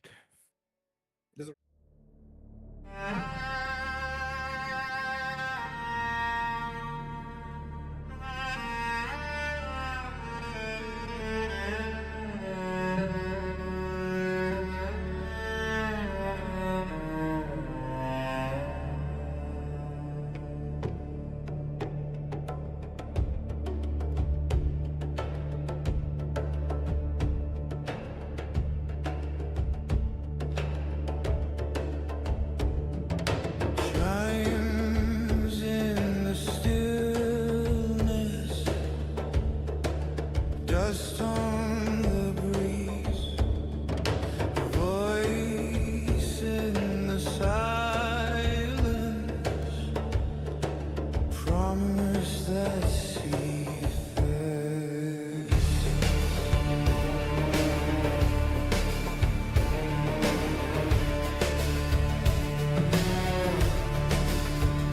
We walked as blades in shadows name, drank from the well of silent shame, the sad new truths we dared not face, our past a curse we can't erase.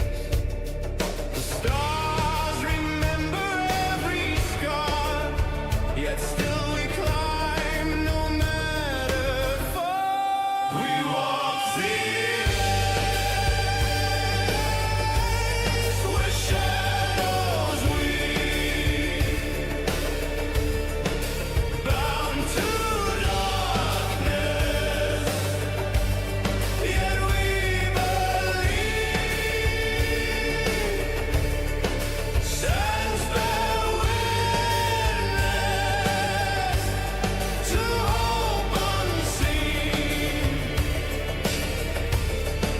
Rise from the ashes, ashes redeemed,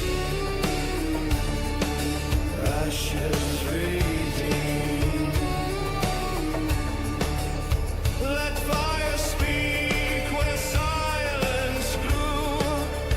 Let blood remember what is true. We do not kneel, we do not run. The desert waits and we become. We walk the edge where shadows weave, bound to darkness, yet we believe. Sands bear witness to hope unseen. Rise from the ashes, ashes redeemed. Ashes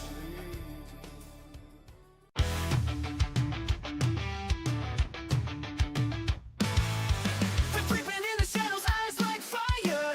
Razor claws in the dark, they're coming higher. You feel the chill, you hear the hiss, but when you turn around, it's the end of bliss. Murder badger, it's a sneak attack. Murder badger, out for blood. Murder badger, it's on your face. Murder badger, it's a sneak attack. Murder badger, out for blood. Murder badger, it's on your face. Murder badger,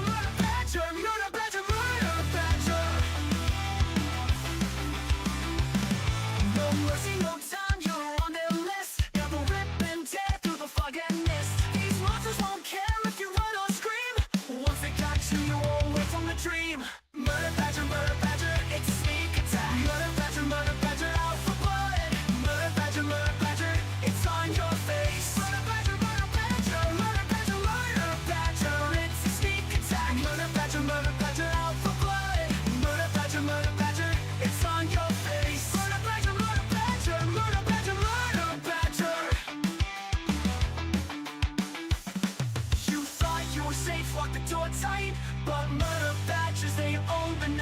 can try to hide, you can try to flee, but they'll find you no matter where you'll be. Murder badger, it's a sneak attack. Murder badger, out for blood. Murder badger, it's on your face. Murder badger, it's a sneak attack. Murder badger, out for blood. Murder badger, it's on your face. Murder badger, they don't care, they don't share. Murder badger, everywhere they'll tear you bare. There.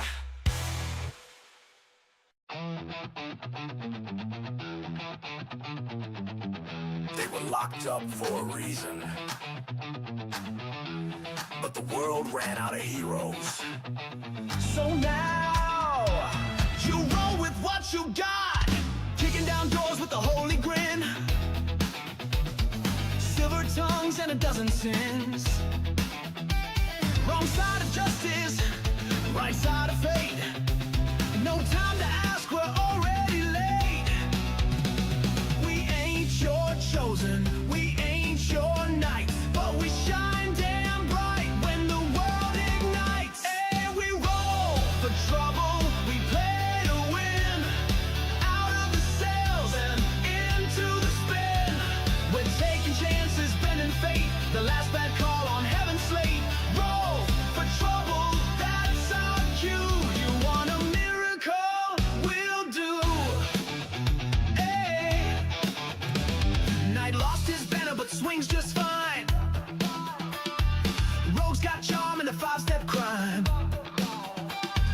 Druids growling and warlocks curse. Clerics smiling, which is the worst. Call us mad, call us last, but we hit back hard and we hit back fast. We roll for trouble, we play to win. Out of the sails and into the spin. We're taking chances, bending fate. The last bad call on heaven's slate. Roll for trouble, that's our cue. You want a miracle? We'll do. Hey, hey. When the odds look bad, we raise the stakes. When the gods say no, we're the brakes. When the plan goes south, we smile wide. 'Cause no one rides like the ones denied. We roll for trouble, we play to win. Out of the sails and into the spin. We're taking chances, bending fate. The last bad call on heaven's slate. Roll for trouble, that's our cue. You want a miracle? We'll do. Hey. Dungeon born, maybe one or two, but fate don't ask where it found you. Roll for trouble.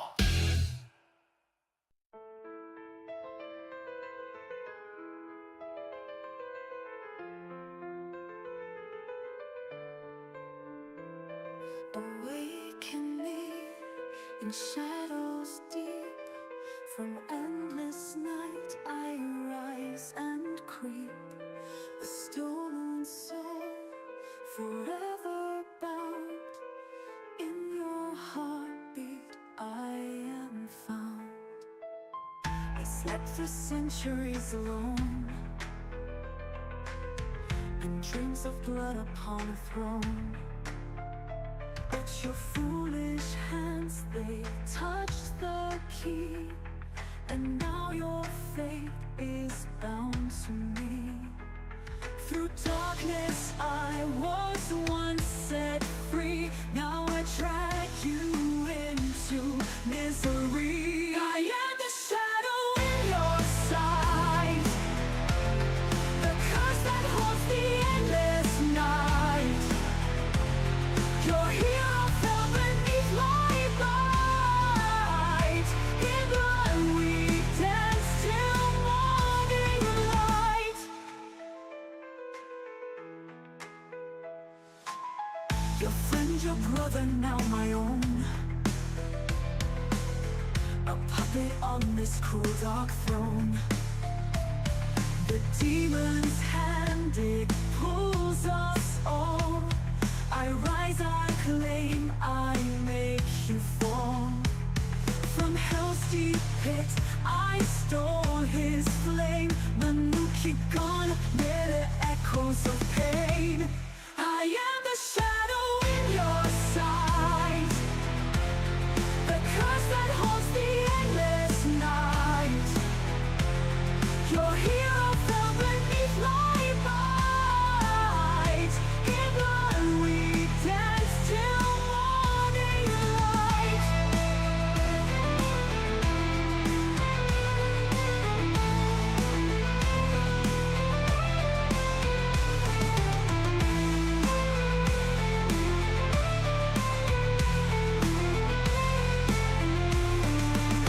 But in the dark where shadows sing, a heart still beats within this thing. I am the weapon, I am the blade, but long ago I was betrayed. Now cursed to walk this endless fight, no dawn to break this eternal night.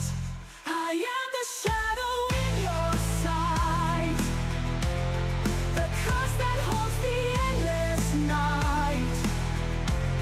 Your hero fell beneath my might. In blood we dance till morning light.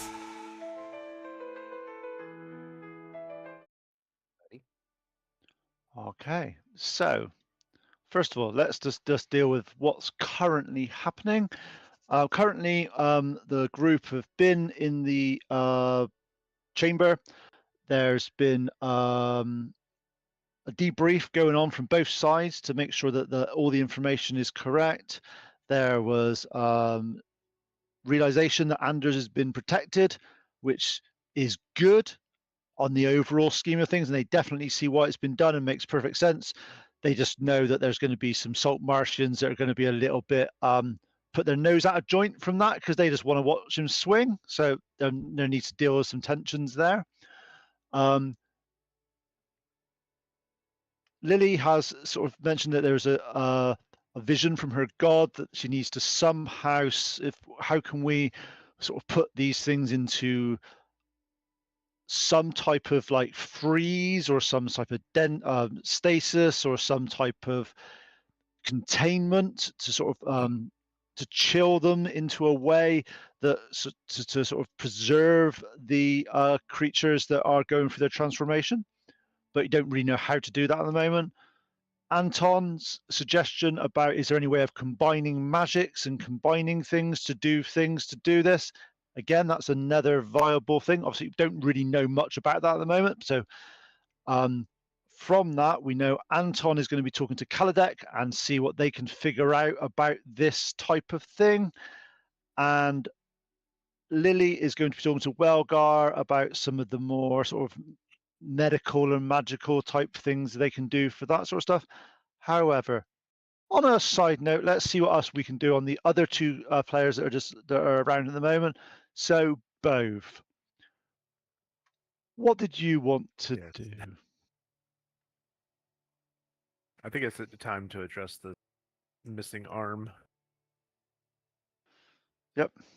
So I want to go to my smith shop. So Armor. And, yep, armor. Yep, my smithing shop. Yeah. I'd clap for you, but I can't. Brutal. So let me go talk to Thorak, Okay. my assistant. So as you let's just get my notes up for this one.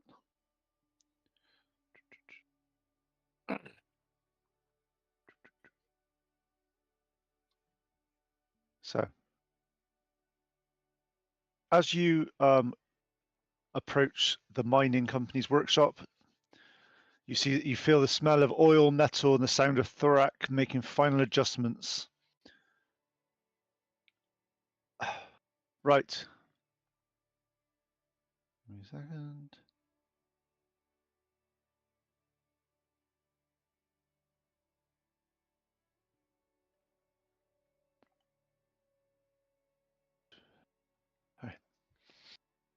Hi, lad. I heard you've You ran into some trouble. What can I? News What can I travels do? fast. It's not every day a hero returns injured, and that's what they're calling you guys, heroes. Appreciate that, but yeah, have to do something about my smithing arm, and then show the lack thereof, and show him this stump. Yeah. Luckily, it was healed up, but oh man, I'm gonna need your help on teach me how to kind of help me guide through smithing on my using my left arm, and then maybe finding a temporary solution for now, so I can get back into the fight. I get that. I get that. That's Hmm. So I suppose. You know they do make. We can get prosthetic arms. yeah, but how useful will they be? Like, I get that. I want it just to be there to like grip Hey. things, but I want to be able to actually fight with it. Hey, it's I'm pretty sure with your sort of information, all the stuff we got from the Iron 4 techniques and the sort of gear right principles and all that sort of stuff. Yeah, from what we recovered from the chest. Yeah. Look, information you've got, information we've got. Sure, we can work together something that we can maybe merge some of that technology and merge some of that ingenious stuff together. If it's anywhere near some of the ironwork stuff Ironford stuff that's been done, it's got to be pretty useful. And is there? I want to show him the corrupted sword. Do I have that on me? I think I did. Right? I'm pretty sure I had that on me. Yeah. I'm gonna show him this and be like, "Have you ever seen anything like this?" And show him the actual sword. Careful though. I'm not sure what it would do to you if you touch it, but it's craftsmanship. See if you notice anything. He's like, as he starts to look at it, he puts it down like that. Aye, that's not a weapon anymore, lad. That's part of a creature. It's alive, for God's sake. You honestly think about grafting using that in some form, some way of replacing your arm? No, I'm just saying that it was run any way. Have you seen it, or any way we can? I don't know. I'll talk to somebody else to see if we can make it so it's not corrupted. Well, let's so talk to Kaladek, or say maybe Wolf Welgar can sort of get rid of some of its energy or something, maybe remove curse or something. But yeah, if it's really, I'll be honest with you, there may be something we could do with that, but it goes against every just, it's a shortcut, and I don't like shortcuts. I like it to be done properly. No. Let's see what we can actually do to help this. So there are some options I've read about maybe using just some type of steam powered or some type of clockwork. Oh, definitely. We could definitely do that. That makes perfect sense. We can do that. Let's just see. We could. Let me think. Let's work this through. Can I have some intelligence check from you, really, for this one? Yeah, this is with Thoric, who's also working with you, so you have advantage on it. All right, 16. Okay. Right. Okay. Couple of options we got here. We could put together some basic prosthetic. Be pretty be no different than a normal arm. Be pretty good. It should be more than adequate for what you need. It'd take me probably a day and a two, just to make sure it's done. All right, make sure it's done properly, because it's going to be something that it's not something I don't have lying around the shore. We don't have a arm. He said, but other option is we can enhance that a bit more with your Ironford stuff. We can, especially with that the information we get, we could do some sort of like minor enchantment to it, sort of maybe some nerve synchronization or something, just to make sure it operates, if not better than a normal arm. Gives you some type of additional sort of area, some sort of thing. Maybe you can even, yeah, that might work. And you see, shows you sort of like it draws up that potentially like a hand can sort of go in, and like a hammer can come in and see for smithing type thing built into the arm itself, some type Oh of wow, thing. it could be have utilities attached just directly to the arm. All right. Yeah, yeah, that's all Um, we could do. Um, yeah, that'll take a little bit more time to do, but we can sort something out for that. Some various things. You will need to, obviously, because it's going to be clockwork. You'd need to maintain it a little bit more and just make sure it's sort of oiled and looked after. It's not something that's purely, yeah, oh, I'll be sure to do that daily. Absolutely. yeah. Well, But sort of, yeah, if they definitely do something that would enhance just quality of life, since losing a limb like this is it's unfortunate. But I think this would definitely be best. Is there anything? What do we need? What kind of supplies? well, we got the stuff here. We can do some various thing here. Let me just see. Interesting on this. We can sort this out. Yeah, we've got most of the metals here. We've got most of the cogs here. We can reuse some of the stuff that we were doing before on some of the injectors and various things for some of the items. But how long have you got? How long have we got for this? Oh, I don't know. We have a lot to investigate before we head off again. Um, I'll I'll, I'll talk to the rest of the crew and see how much time. How much time do you need? I guess is the better question. Well, give me a day or two. We can get a basic one set up. That'll be easy enough. We can sort that out. Probably a week on top of that for an enhanced one of some kind. But yeah, then obviously we need to fit it to you. That's going to take probably half a day or so, and making you get used to it and all that sort of stuff. So over the next few hours, you're spending talking about sort of like Yeah. precision clockworks, automated mechanisms. Don't settle for functional. Are we able to do? You're drawing out all the various things you can do, and you can see that he is really engrossed in this because he wants to do something that replaces your arm and turns you back into the smith that you are. Over the next Yep. couple of hours, there's a knock on the door. As it's opened, you notice Captain Zendros enters. If you remember Captain Zendros, she is the purveyor of fine goods and fine items. She's the one that provided yours and Rebecca's armor. Oh yeah, that's right. Yep. She's like, She comes in with her normal, suave sort of self. Heard through the grapevine that we've got a member of the Creative Limb Solutions Club. Taps her leg. As you can see, Yeah, I'm not laughing. her leg is her leg is prosthetic as well. May I come in? She comes in and she sits down and she's like, fortuitous timing. The Will has just received shipment from Aurora's. They've started a philanthropic program with Salt and Spongel, 3 basic magical prosthetics for adventurers, and I coordinate with them. And look, as she gets out this arm that looks like it's made of white steel and brass in various things with like various keys, holes, and stuff like on it. She's like, I'm sure you have. She looks down at your notes and stuff with Thorak. She's like, I hate to presume. I can see that this was go. This is free, immediate. I can give this to you. It'll take about an hour or so to sort of be fitted and functional. Once you do, it'll be as if you've had a mechanical arm, like my leg, tink tink, knocks it for your whole life. It's magical. It's been proven technology. It won't do anything special, but it'll at least give you a use of an arm. And for free, you'd want anything, any favors in turn? No. in return? The will is very key on people having use of their limbs and stuff when they need them, and this is just one of the philanthropic opportunities that they are taking on board to make sure that the veterans are well looked after and sorted instead of being disabled.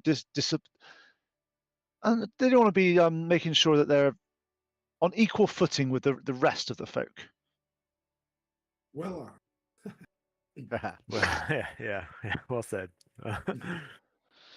Oh, well, don't think thanks is enough. Like this is wonderful news. This is I'll use it and get back with you to how useful it is. I once we get it fitted, I'll I think I'll start crafting some armor or crafting some items with it. See how well it handles a hammer.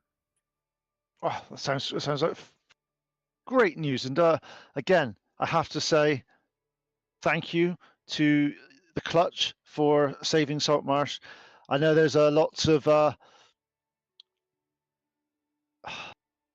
let's just say the locals here. They would prefer that you had stayed around. They don't really understand the bigger picture that you're saving them. But let's just say you made the right choice, especially not letting them leave with you. I'm sure most of them wouldn't have been able to come back, especially after hearing about the turtle kraken fight type thing that happened. You guys are just, I'm pretty sure the standard Salt Martians here would have just stopped existing at that point, should I say, in the nicest possible way. And you saved them. Don't let anyone say otherwise. That's well, I'll pass that on to my friends and to the One Blood Clutch. Let them know that our work is appreciated and that our heroics are known throughout Saltmarsh, and also that you gave this for free as a thanks. I will. You can hardly save us again without an arm. This is more True. self-preservation rather than but it is definitely an item that is very useful, and please enjoy. Please make sure that it is used. But looking at Handy item. it's a handy item. Yeah, Yes. yes. As she looks over and she's and Thorak, if you do need any assistance with the upgrade, please let me know. I'm sure I can find something that can help.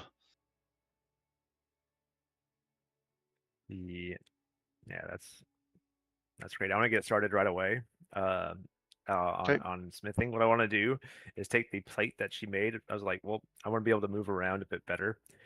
I noticed with this missing arm to get used to this new arm, I'm already carrying enough metal. I want to convert my plate to a half plate. Yeah. One of the things about the difference between plate and half plate is quite funny. It's quite an amusing situation. There's hardly any difference. You just don't wear the legs. It's half plate. Oh, So you literally can just wear just don't wear the chainmail. legs. You just wear chainmail on the legs, which you can get from Thorak, and you just take, as you'll have a metal arm, you could just take off some of the metal on there if you want, just to have your arm on show. And you can do that, and it will be half plate. This is a relatively straightforward Process. transformation. Going the other way requires a lot more effort. All right, we'll do so But- and keep the metal on reserves. Yep, you sort that out. Over the next hour, you do the classic. It's one of these items that you don't have to attune to, but you do have to spend the time tuning. It's a bit of a weird system. But basically, you spend an hour with the arm, and the arm sort of starts to, after a while, you start to sort of, and that itch that you had in your hand that you couldn't itch before for the voyage, subconsciously, you just catch yourself sort of itch in the back of your new, and you're like, and you start to move, and it's like, it is if this has always been part of you. It's just no different to your previous arm in terms of its usage. You pick up a hammer, you start to use it. Even though you know it's mechanical and you know it's metal and you know it functions identically to the arm that you have lost. So functionality wise, you are sorted. It's the same. Nice. What All right. what are people putting in chat? Am I missing things?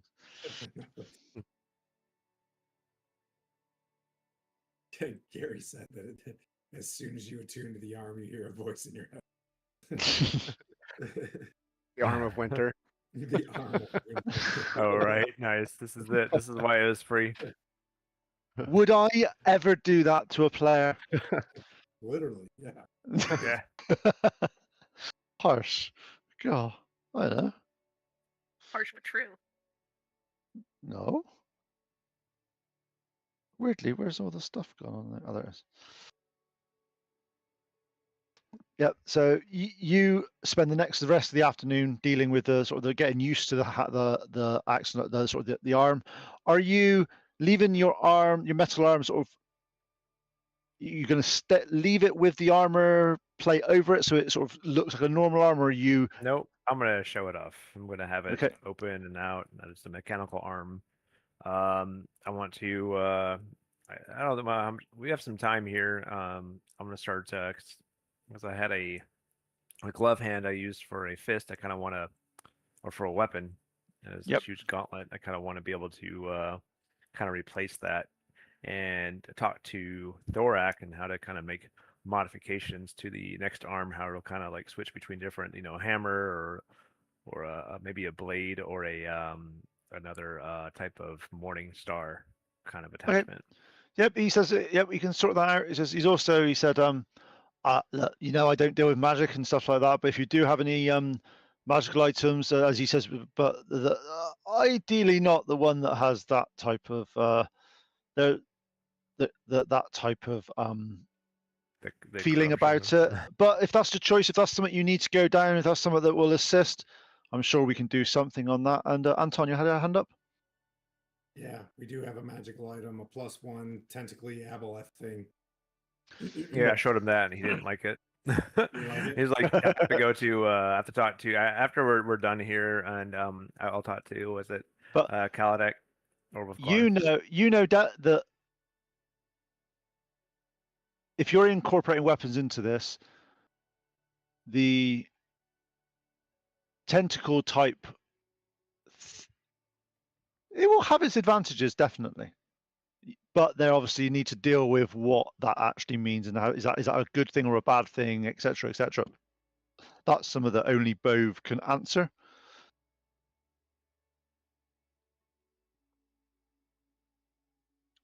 So, well, Well, all right. Yeah. is there anything? So on that, Al's, what do you want to be doing now that you're back in town? I think Al is probably going to kind of walk around the city and see, kind of soak in all the devastation and everything that's happened since this whole thing started. And Okay. I don't know, just kind of try to come to terms with how horrible things are. Okay, so as you're walking around Saltmarsh, you are recognizing parts and recognizing docks that you've worked on, docks that you've fished on, people that you've fished or given fish away to. One thing you're noticing though is you're feeling as if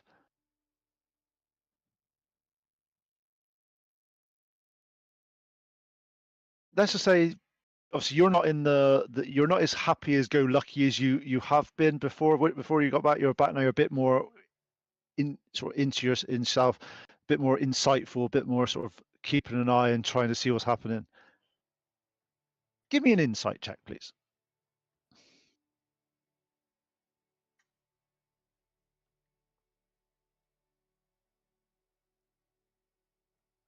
Oh, that's actually pretty good. That's gonna be 30-20. Yep. You're walking around, you're seeing people, and you're not sure if they're treating you any differently or it's just reflecting your sort of like before you were always walking around and sort of greeting people, being nice to people, and everyone always responded in kind to you. It's as if there was some type of something about you that people just like to talk to, like to go through. Like you're not sure if because you're not assuming that sort of confidences that you normally had and your carefree attitude and that sort of stuff now, but people seem to be just like, even with that, you're noticing that people are just like sort of they look at you, they nod, and they're just leaving you to it. They're not they don't seem to be as friendly and as forthcoming as they normally are to you. As if you're not sure why or why that is at the moment, but it seems with your insight that you got there, it's definitely related to how you're coming across to them. You might not Okay. be as open as and as friendly as you normally are, not as bubbly, because you're just not. It's not. You're not quite the same Al as left 7 days ago. I think Al would probably partially think that they are. He's kind of projecting what he feels. Like he feels like he is at least partially to blame for what happened. So he's going to probably think that they also think that he's partially to blame for what happened, and so they're kind of upset with him. Yeah, it's fair. Yeah, you're just like, huh. It's not quite the same. It's not quite the same as you remembered it walking around here. Yeah, there's been a lot of disaster, lots of things, but yeah. Is there anything else you want to be doing? Um, kind of thinking about what to do with the lure slash relic, whether it needs to be hidden somewhere or locked Did up you somewhere. I know we need to did you take li- it and combine it with the did, other pieces in order to catch the aboleth, but I don't did think I would necessarily want to just have it on his person all the time. yeah? Did you leave that with Lily, or did you take that? Or did No, Lily still has it. Yeah. So currently Lily has it, so it's not on your person. Yeah, right. So it's your choice if you want it to stay with Lily, or and Anton. He's kind of torn because like that's his lucky lure. That's been like it's been with him for as long as he can remember. But he also has always thought that it was a good thing. It's always brought him luck, and now he's seeing that it hasn't brought luck for everybody else, and so he doesn't know. He wants it to be So useful. He knows it's powerful because how much use it was with the aboleth, but he also knows that he can't control it and doesn't have the understanding of it to use it safely. So yeah, he just doesn't know what to do with it. And that's kind of he's just kind of wandering around looking at the people and trying to like come to terms well, with what the well next step is. on that note, if you, from Al's perspective, who would he talk to find out about that information? Would he go to the party? Would he go to the individual party members, or is there somebody else that you think he would go to? He's kind of talked to Lily about it a little bit last session. He has a lot of respect for Antoine and his magical prowess, so he would definitely go to him. He Okay. also So, knows that Keldak is knowledgeable with magic stuff. He just thinks he's creepy and doesn't want to go to him unless he absolutely has to. understandable. So, Anton, Wait, Al comes and talks to you about his lure. So right? I'll leave you to talk because I can't involve with that. I have no say on either side on this one. Did you combine your lure with the other item? Is it a super lure now? It's combined with Becky's The thingy. super cool. Where is it? It doesn't work as a lure anymore. Lily has it. Uh, He kind of describes like it doesn't float anymore. It's like all weird. So I don't think it would we'll work talk as a about lure that when we anymore. walk into Caldak's place, I'm assuming. I'm like, I've been frozen in time. Oh, Yeah, hello. yeah, You know, yes. Well, you can't all do this. You can do this all simultaneously, but not whilst we're talking about it. It Yeah. doesn't work. no. What's on your mind, friend? I don't know. I don't know what to do with it. I gave it to Lily because she's strong with healing, and I know the lure is powerful, but it also caused all this problems, all this trauma. I don't think I should be the one to carry it because it's doing so much damage. You didn't know that this thing was causing damage. No, Like, of course doesn't- not. But now I know. So what do I do now? I can't just keep using it like it's mine.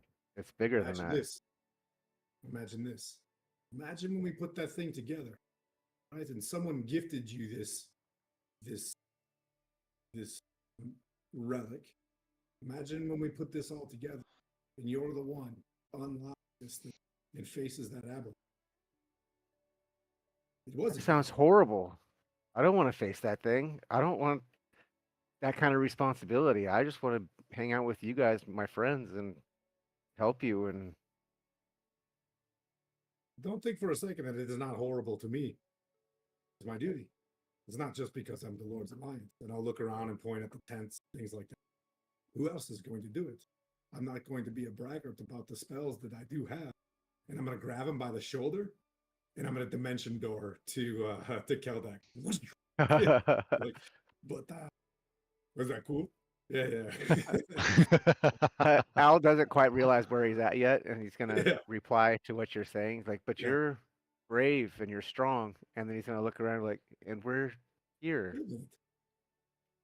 Yeah, I learned that. Remember how I couldn't Misty Step and take Lily with me? Yeah, I figured out how to move, but I can take someone with me now, just in case someone gets hurted. Yeah, maybe we use that to get out of danger. But for a second, who was the young man that was facing right underneath Scarum? Who was that guy? Was that this guy? It was a You know, pointing at his chest. terrified little kid. Yeah, I was scared to death. I was just yeah. trying to live. You Dude, just are you so think I strong wasn't? and brave. Yes, I have You the didn't look same like type it. of soul. The same type of soul you have, and I want to hang on to it very tight. Just like you. And I think Lily was scared. And I think both terrified as well. But Oh, can't tell be you, scared of anything. I don't want to do this without you, little friend. If I need you. And I know you're young and that's kind of creepy in this thing, and I would never put a child in danger in these things. A player character, I'm going to assume it's okay. So, He's a halfling. He looks young. He's fine. yeah. But look, I gotta tell you, and I'm gonna like sit there and just stare at him, like, and drop the facade, the joking. All joking aside, like we're all best friends, and we're this is different. This is not just a boy fishing anymore. Okay, that ocean won't exist in 4 or 5 days. Like we have to keep banging on, or the things that you want to go back to that's safe won't exist anymore. And you are one of the most powerful people in all of Faerun. Unfortunately, you're bound by a little bit of duty yourself, by the powers that you have. Don't use them for evil. By being a bystander, that is not the thing that you want to do. I don't think I'm very powerful, but I'll do everything I can to help. You need to be nicer to yourself. You are very powerful. Not lying. I'm just a little kid. Doesn't mean they're not powerful. A little kid with a lot of punch. It's unfortunate But that you've seen these things so young. But all of my punch came from that lure, and now I'm not sure if I should use it. oh, that part came from you, friend. You have this in your blood. He's a sorcerer. You're a bard sorcerer, right? Just a bard. Just I a took bard. metamagic Okay, adept. That's where my that source comes from comes you. from. The inspiration that you give when you're prepping us for battle. I didn't hear the lure. That didn't come from the lure. The lure didn't shine. Can you do what I just did? Can you take us the rest away to Keldak? Can you cast that spell? I don't think so. Show me. And I'll give him the spell components and stuff like that. I'll give him the Naruto. Like, you got to use Old Faithful, like this. And then Well, let give me it a scroll try. down to it. Verbal, deep. Uh, so yeah, I'll try it. I'll try to cast Dimension Door. I'll like hold his hand as we apparate, like, what is it? Freaking Harry Potter. Oh, And Harry we just like Potter. move the spell. I was like, now where's your lure, friend? Where is it? Ah, the lure is held out by Lily. Who you think did that? You did. I think you helped. No. But I understand there's a bit of a confidence thing there, but it wasn't me. But you helped me. We help each other. A lot of my powers come from being alive and being near you, friend. Well, I'll try. I'll do my best.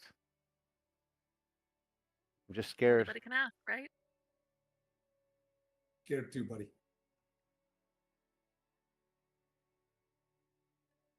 Okay. So as you're obviously Kaladek is there at the moment. As you go in, Anton, he looks at you and says, "You might be onto something. I've been researching some information here on circle magic and on various combining of various things. But do we know what we're from what Lady Lily was saying? That we need to be able to preserve or stasis or something. These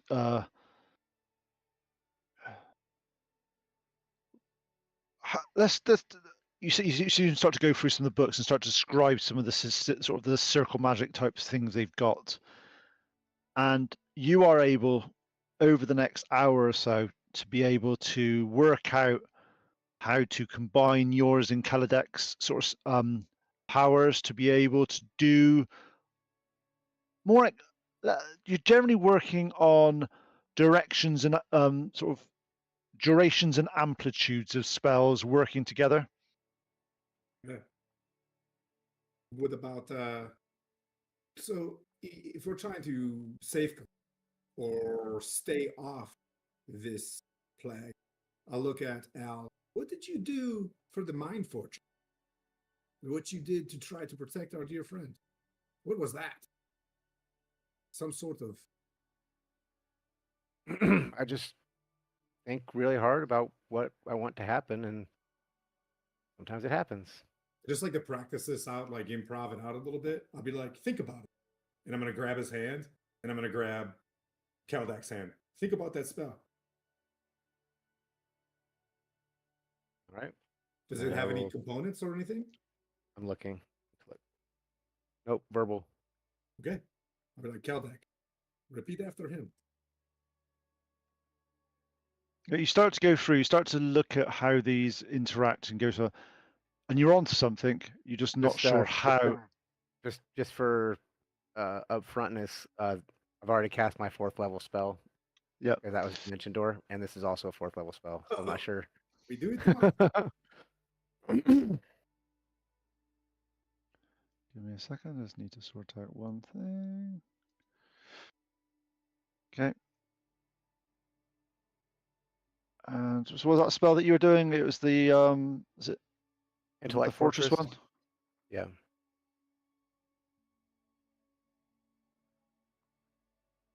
Well, you can cast it as a ritual. Wait. Not everything can can be casted. Not everything can be cast as a ritual. Obviously, you don't know about circle magic yet. This is brand new to you guys. Yeah. Well, we don't know about rituals either. We're confused. Usually the ritual spells will have like an R beside them, right? Yeah. D&D Beyond. I thought there was, if you're a ritual caster, you're not a ritual caster. No, even then, I don't- if you're a ritual caster, you can only cast ritual spells. Okay. Well, Kaldak, do you know it? Give me a second.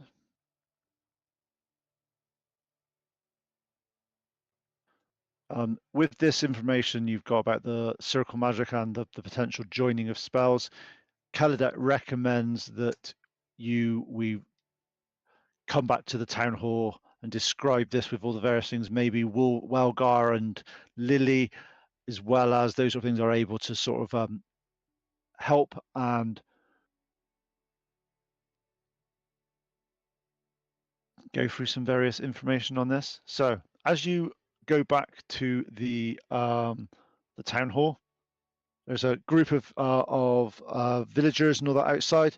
They seem to be very interested in what you're doing, and you see them just sort of fear, hope, everything in their eyes as you guys are walking in, and they sort of say, "You guys here to save us? You to protect us from these monsters? Are the towns turning into them?" Trying our best.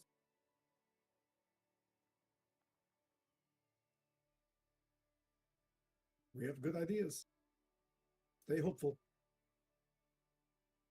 Well, I suppose we can come up with some. So, as you start to go through, you're ushered into the town hall. Welgar is there with Lily. They've been working on and seeing the symptoms of the various people, and seeing them firsthand. Lily, it is You knew it was going to be identical. You knew what was happening on there, but this is definitely the absolute same things on dealing with that. You're asked to talk at the start of this to sort of lead the information gathering and sort of direction that this is going in. Because to be honest, Welgar is like, you've talked to your God. Your God's give you information for this. No one else here has recently talked to that. One thing you are noticing now, though, is Bove that's with you. You are noticing that his armor is now slightly different, and he's actually got a right arm that is made of white metal and sort of brass colored trim. Neat.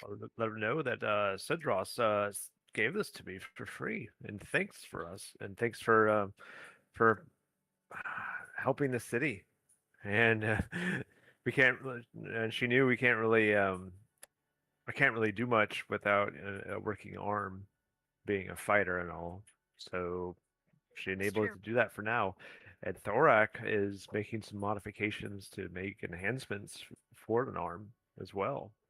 So yeah, hopefully, hopefully it works out. I'm looking forward to it. Looking forward to seeing what these arms can do. Glad you have friends like that. Yeah. What'd you all learn? You guys just keep me up. Just, yeah. Yeah. On screen, you keep me up to date. Yeah. Yeah, we learned something. Okay, so Lily, you've been asked to sort of give this sort of some direction. You know that you have perhaps 24, 48 hours before these salt Martians have gone past the limit that you don't know if it can be saved at that point. You just know that if once you go past there, you know that you recap lots of things before you're doing this. You recap that you know that the lesser restoration slows. You know that you and Welgar can only do 8 or 10 people a day. Mass is mass. You've got 24 people here, so Never be able to do it. that's not going to work. But they wait for you to sort of go, what were you told, and what do you think we need to do? Let's do this as we might not know how to do this yet. Let's just see what we need to do, what we can pull together, each of you have skills that we're unaware of here, and what can we do? Obviously, Kaladek's there. He's like you're seeing something in Kaladek now which you've not seen before. He's always been this wise, grumpy old man that's a little bit more, let's just say, stoic in his approach. But he seems to be like, do you know the young kid that sat on his chair, like literally wanting to say something, like literally he's got information in his head, and he's like, and he's like, no, and he's doing that, but he's letting Lily lead this. But you can see him just biting his tongue on everything, just trying not to butt in until asked. Ready to just like bounce out of that seat. Okay. Um. So I sort of look across the assembled people and I give them a quick little, nod of my head, a little bit of a half bow, and I said I've been uh, praying and contemplating with my goddess. And as you know, I am a woman of the soil. I came to you and I created a bakery, but in my heart, I've always been a farmer. And my goddess accepted that and she blessed me with information and knowledge. She told me that we could envision each of these people as a single stalk of grain. And while normally the grain of our community would be brought back and used to uh, to feed everyone and to help continue the village. Unfortunately, those among us that have been infected are unable to do so. They can be saved, though. We have to find a way to halt this. My goddess was very clear that while we could use magic, Kaladek and I could try one and then another to save people one by one. It would only ever be to a pause. It would never stop this. What we need is some way to put a pause on what's happening. She described it as almost a crystal stasis, a stop, a moment in time. We need something, as she described, to put a winter on things. The same way our farmers' fields, the seeds return to the ground and they await the spring. So if anyone knows of a way to take our friends, take our fellow countrymen, and put them in a stasis and hold them at this moment in time and give us just that moment to go out and find the rest of the pieces, the rest of the ward and fight what hurts them. If we could pause that, then we could return to them, and between Kaladek and I and everyone else, we would find a way to stop this and bring them back. Does anybody know of any way that we could hold a person in just a singular moment in time? I don't know what you're talking about, but you say it well, so I agree with you.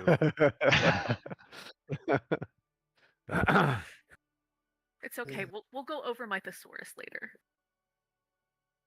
Okay, so is there anything that resonates with any of you guys about the stasis, freezing, or pausing, or anything like that that you feel that your characters are able to contribute? Anton? I'm looking.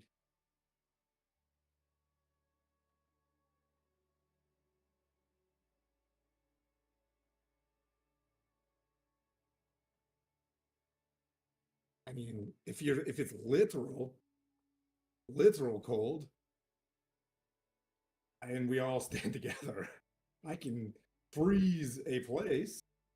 Like I can make it pretty dang cold with a, you know what I mean, like a frozen fireball, or I'm just, Kaladek. like literally can enhance spells to make him cold. Are we talking about a real?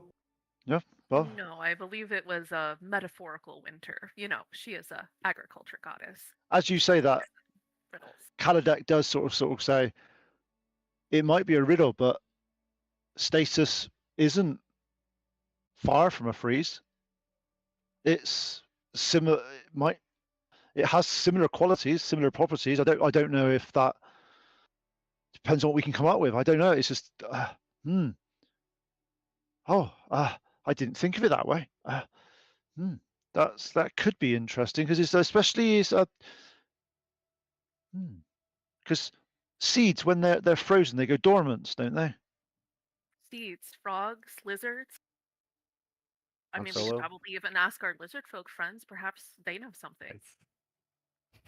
That's yeah. As you're doing this, Welgar also sort of butts in and says, "Why are the divines so unclear with their instructions, should I say? They always talk in metaphors and talking grandiose. Why can't they just tell us what's happening? We have to dissect and decide ourselves. But what's as you're doing this, what sort of cold spells can you do? What's the sort of what have you got, Anton? I know you can because aren't you cold adept, aren't you? You can literally do everything cold. Yeah, I can yes, and they can't even be resistant to. I can chromatic orb. I can show that even my witch's bolt, the fireball. If we all stand together, I can hit them all with ice. But I mean, it will do damage to them. So I don't. Gusts of wind. That's Damage true. being done already. My dragon's breath. It could make it would. I don't know if it could freeze them though. That's very interesting. So that's we've got a freeze element. That's something that potentially. What about what else have you got? What other things have you found out about? Any of the information you've uncovered? Can you combine them? Could you combine something of yours with something of mine? As you do that, Kaladex sort of goes, well, Anton was spot on with his circle magic recommendation earlier on. We found some information. We even worked together doing some various things. It's pretty draining, and it's requires quite a bit of concentration from all the participants. But yes, that we definitely find some way of combining things in ways that work. Obviously, it's experimental. We've not done this before. We'll need some type of, if it's to combine arcane and other energies and stuff, we'd need some type of focus, some type of item that. I have a Anton? crystallized crystal that I found in Scarens. I was gonna keep trying to ask, like, what is this? Just there's Or the ring of defense, the ring of mind defense. If we need a way to freeze them and cut them from the influence, even if temporarily, maybe using your mind defense ring as a focal item. So, okay, so just let's go through this a minute, just to make sure I got all those suggestions, so we can just make sure we go through it. The first one you said, Lily, was you said the lure, didn't you? The lure. Yeah. Then the mind defense ring. Actually, that. Then the next one was the crystal left over from Scarron, and then the mind defense ring. Okay, so on those, out of those, if you guys talk about things, what of those do you feel why each of them would help and not help? Or let's just obviously you guys are this is your problem solving 101. You've got the A team together with MacGyver, with everyone in the room. They're all sat here trying to come up with options and stuff. You've obviously got the cold magic from Anton. Kaladex said that we need some type of focus to help with this, and you've said like the lure of the crystal and the mind defense ring. Which one of these? So if I go round and just ask each of you, just so you've got some sort of like input on this. So Anton, first, out of those three, what do you think would work and why? I don't know what the crystal is, so I'd be like, Kaldek, can you help me figure out what that is? Kaladex starts to look at the crystal first of all. That's a good eye shout. He goes through it, and it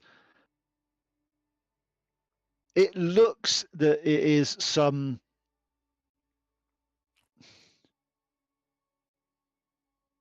It's very weird because when he starts to move inside, it's liquid inside.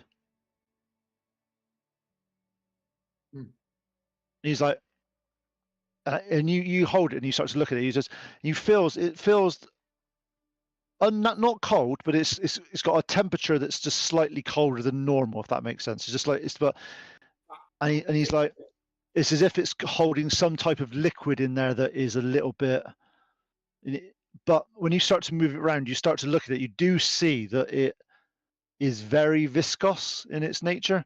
So you reckon it may be some container of aboleth mucus.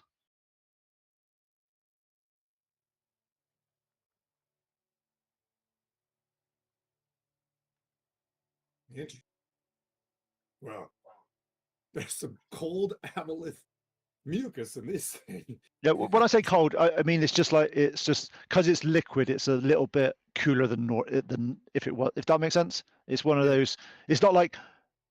It's definitely not cold. It's not like it's like 10 degrees colder than it should be. It's not magically cold. It's liquid. Does anybody have identified? Kaldek, do you have this spell identified? I do not have.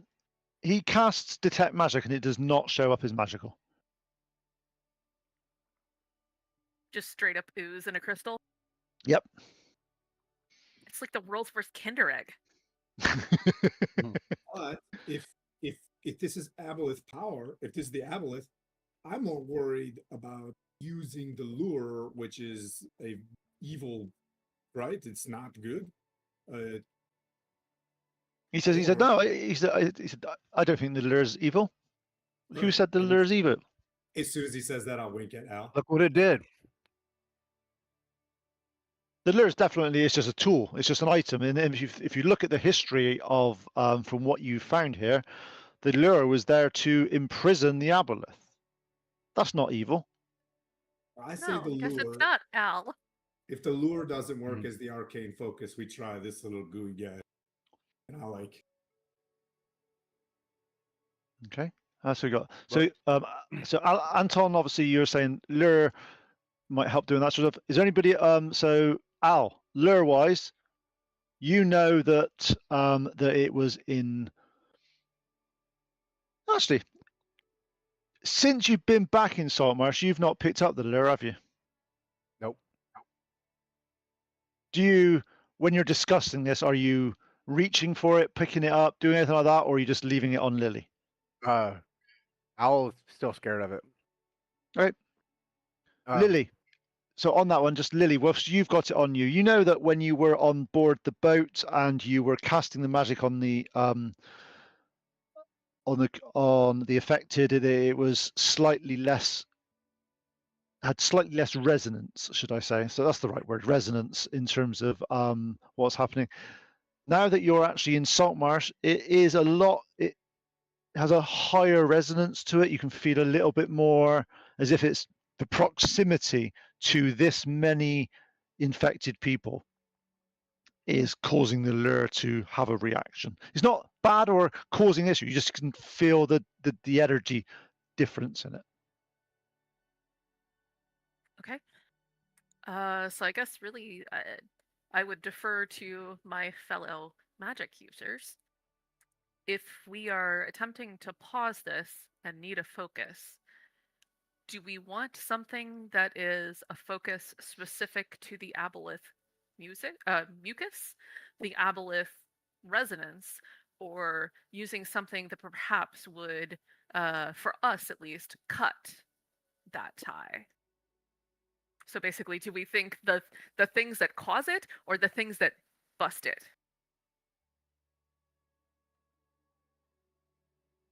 Depending on what's the spell that we're using, right? Because we want it to enhance whatever that is. So if it was to bust it and we're trying to heal it, you know what I mean? Like, so what effect we want to do. So what is the spell that we're going to use the focus? Are we going to revivify or lesser restore? Are we going to mind fortress? Or do we do all of the above? Do we mind fortress from my friend? Do we Okay, so lesser when you restore? mention mind forces, Kaladek is like, that intellect fortress that you used that blocked psychic intrusion. We know that this is happening, and in terms of some psychic control, that would be a good one to combine in with this Mind defense. mind defense, with the freezing, with the there must be something we're able to do. Obviously, the one thing, if you are noticing, because you are when you're there, is that the lure is definitely responding to the various things, and he's like, Kaladek sort of, he looks at Al, looks at Lily, and goes, "Look, Al, I know the lure frightens you, but look, if this connection can be redirected, maybe if we could anchor it in the lure instead of the people, we can delay this for some period of time, and as a focus, this should be powerful enough to withstand the pressure and the concentrated energy that would be needed to be done." For your circle, do we all have to do the same thing, or if we, hold hands and sing the magic intonation or whatever it is, We can would we each we bring something different? I would definitely each bring something different to this, and we'd need to see if it works and how it goes. There'll have to be a specific way of doing this. But Well, it's good. perhaps we can give Bove the mind defense. He could hold that. Al could hold his lure. We can use the two of them as the focus. I can contribute lesser restoration with Kaladek, and then a freeze. That mind fortress thingy you were talking about, Antoine. I wouldn't know what to freeze. I don't know. The mind fortress, and we fortify their minds from this psychic attack. Do you think you could It's contribute also that? Yeah, I have gusts of wind and what he's saying is like, I don't know. It's more of a, when we're doing the way the circle magic this works is, we'll have an overarching spell, which out of the spells we've got here, I would say the intellect fortress seems to be a very useful focus for this. But what we'd be doing is we'd be adding elements to that spell to be able to do things, and it's more combining, like, channel your power into that spell, and there'll be some effect on that spell that's to do with cold. And but the intellect fortress sounds like a good. We Al, are you? I hate to say that. I know that you were not this lure was something that you were bit resistant to use, but if we do use it this way, it will need to stay here for a period of time whilst it's holding these And it would pre. be used for good, right? I was gonna look to Antoine and Lily for like confirmation. Like he's willing to do it, but he's not willing to make the decision by himself because he knows this is bigger than what he understands. Lily kind of like holds an arm up like this to see if he'll come accept a hug. If he does, she kind of pulls him in and just says, "It's okay. I know it's scary, but I think if we can use this as a focus, then you can bring more good than ill from this, and that might help ease your mind." So you start to go through things, and Welgar is there, and Welgar's like, I can provide Brotkin's blessing on this as well. Maybe we can, let's just say, the only thing I would be able to contribute to this is, Procken is the sea god, and things that fall in the sea do freeze, and the further down they go, there's been cases of fish rolling up on the sea that's frozen, and then after a number of, they thaw, they swim, and they're free. So that's something I should be able to do in terms of that. But Kaladek is there going, yeah, the intellect fortress sounds like a good foundation. We can work from that. We can build in sort of Antons. We can build in. Obviously, Shanti. You've got the prayer from Shanti. Something we can do in terms of if there's any sort of blessing you can give, or various things you can do from that. I can do lesser restoration again. Yep. Anton? Okay. Since I just turned level 7, right? And if I have leeway, Spellstorm is specific to a circle spell as well. Which is cold. And it turns into a gigantic storm that can hold for 24 hours as well. Like, if you know what I mean? Like, if you give me leeway to drop a spell to add a spell, I could put Spellstorm into there. That's the only one that makes sense. Or Spell Fire, it'd be cold. You can do that if you want. It increases to a mile. Yeah, it'll have to be controlled. It doesn't have to be a mile. You can. Yeah.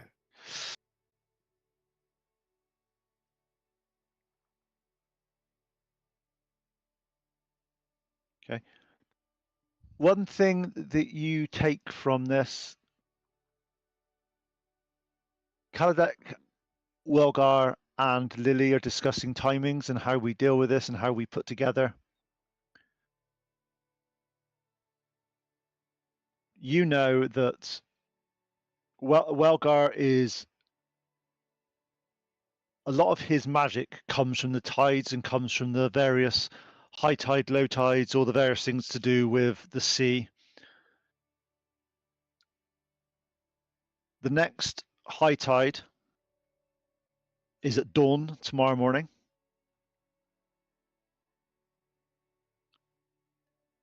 Lily, you know that from Shanti's perspective, dawn is a very powerful time for your goddess in terms of the renewal, is in terms of the awakening and all the various rites that come with that.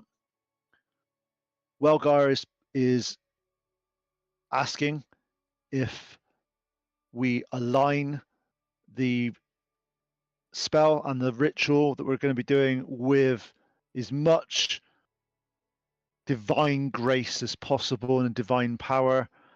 And he feels that waiting to high tide and first thing on the dawn will align both our gods' abilities.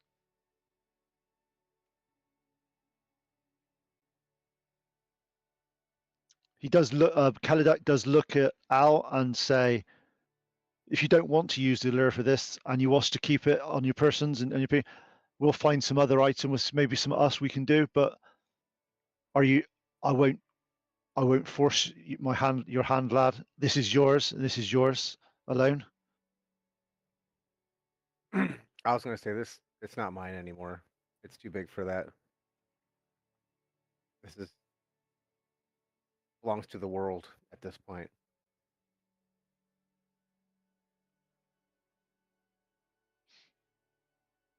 He's like, that's. So, unless there's anything else we need to do, is there anything else that you feel that we can do for this? It's going to be a one-off. We don't know if this is going to work. This is a Hail Mary.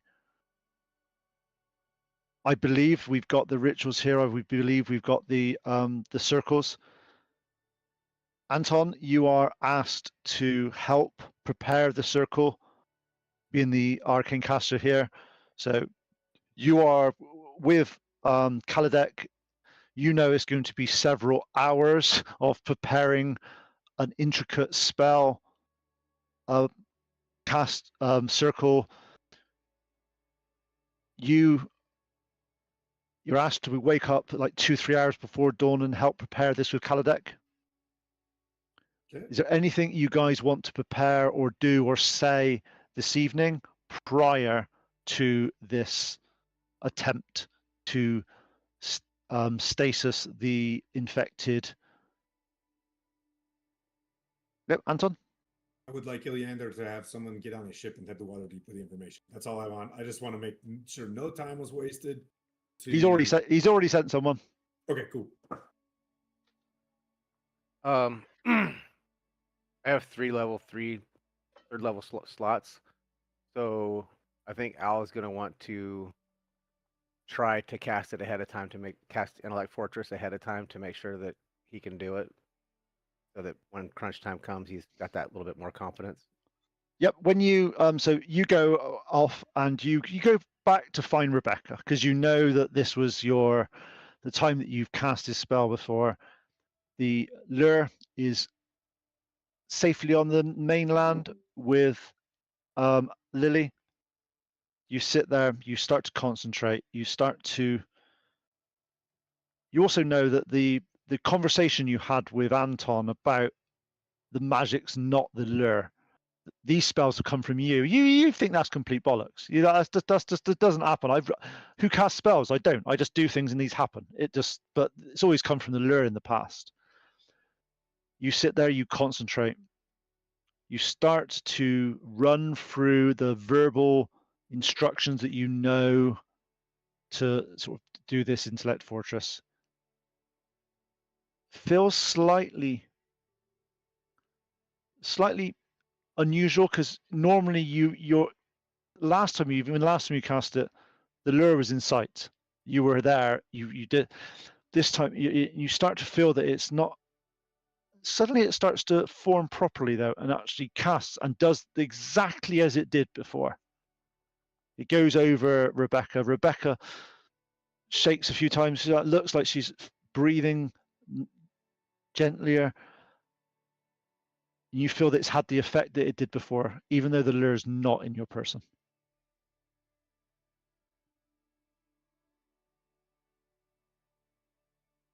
Maybe there's something to be said about what Anton said to you.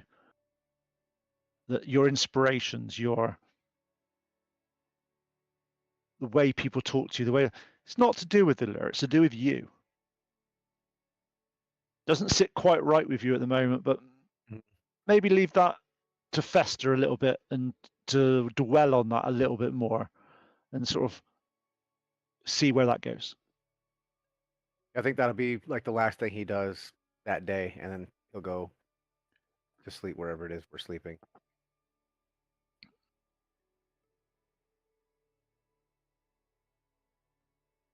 Okay. That'd be kind of like a thing that he probably doesn't like necessarily tell anybody that he's doing it. He just wants to. That's fine. Yeah, you can just disappear to do that. Yeah. That's not a problem. They're Yeah. people be in their own sort of areas trying to Everybody's do kind of going things. their own ways, taking care of stuff. Yeah. Yeah. Right. Wait a second. So.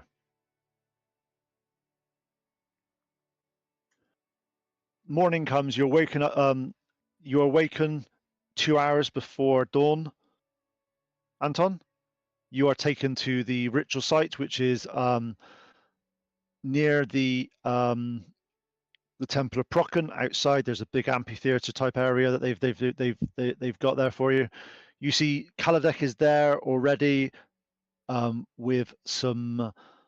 He's got a whole sort of barrel of salt, very coarse salt that he's laying out in an intricate pattern.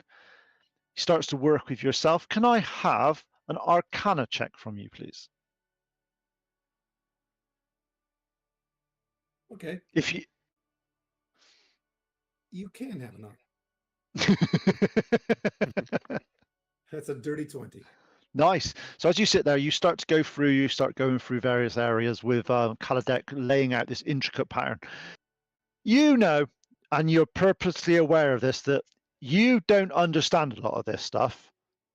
Magic to you has always been an innate thing that just happens. You go in, you want something to happen, it does it. This whole methodical approach to doing something in this way is a little bit alien to you. It's not quite as natural as you normally do. However, with that roll, you're going through things. You notice Kaladek's doing something wrong. With part of, he's doing a swirl the wrong way on part of the sigil, and you sort of go over in a nice way. What do you say to him? Hey, idiot. Oh, I think you meant a little bit. And if you don't mind, is maybe could we try maybe just one sec, try this? And I just like kind of look. I feel like my maybe because I see the aboleth, maybe I don't know. I just get a hunch that it looks like this. Sorcerer, my bad. He's like, With all due respect, Caldex.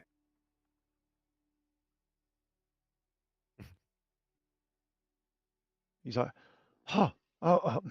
good spot, Lieutenant. Yes, please don't let anyone know that. And he starts wandering off, muttering, but he's like, he is very thankful, and he's like, I make the same mistake all the time.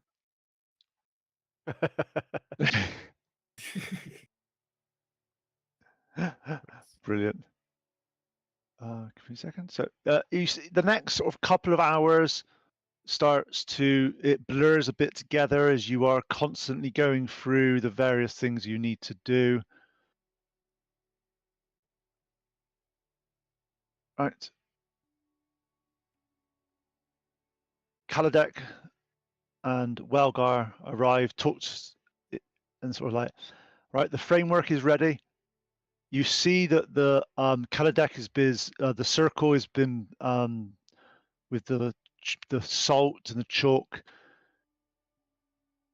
You recognize that this circle is as complete and precise as it can possibly be with that roll, Anton. You know that this is in fact, it's like you could have been at school doing this for years, but you know you never attended school doing this. You just know. It's obviously you must know this just naturally. It's just one of those gifts you've got. Round circle. Yeah.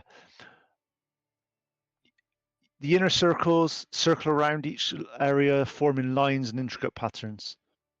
Welgar, and one of his allocates move through the space with blessed chalices, sprinkling sanctified seawater that sizzles faintly wherever it lands, as if the very infected coils from Procken's touch. Kaladek looks to Al. Looks like we are ready to start this process. I will be calling on each of you that to aid your spells and aid your abilities in this. Al, the framework is ready. Your intellect fortress needs to be the foundation, the first layer.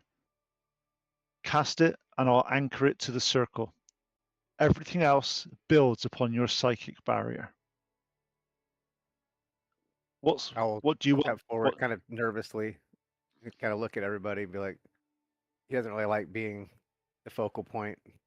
Oh, you're definitely the focal point at this point. Definitely the focal point. I'll do my best.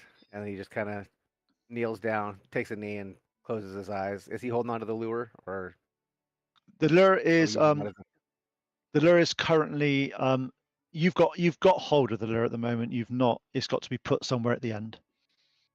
Okay. So yeah, he'll just kind of take a knee and hold on to his lure and close his eyes and focus on the same thing that he did with Rebecca. Okay. So as you start to sit there, you see the words. You guys all hear the melodic voice of Al starts to drum slowly as if it's got a beat of its own. As he starts to say the words over and over, all of you feel a slight pulsating psychic barrier starts to shimmer around Al, familiar to that mental fortress you used when you did Rebecca, and for a moment it's personal around you, protected. You see Kaladek speak a couple of words of binding, his hands weaving through the air, and you feel the spell shift. It's no longer just yours. The barrier extends outwards, following the chalk lines, spreading across the ritual framework like roots growing through soil. It encompasses the whole tent. All of the infected are covered. The psychic whispers that have been in the background noise since the discovery. You don't notice any difference, Lily, because you've got the ring on, but the rest of you notice that the thing that Lily had discussed, that suddenly there's silence, there's no noise, there's no sort of hum, there's no something in the background. That stop cuts off. You see the infected visibly relaxed, just like it did with Rebecca. It's just that little moment of just clarity.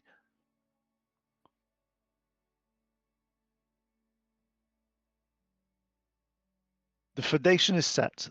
The Abolus whispers cannot penetrate this barrier. Kaladek looks at Al with something. Look, absolute admiration. Perfect. The foundation holds. Everything else builds upon this now. The psychic barrier is anchored. It's self-sustaining, no longer requiring your concentration. This is the bedrock.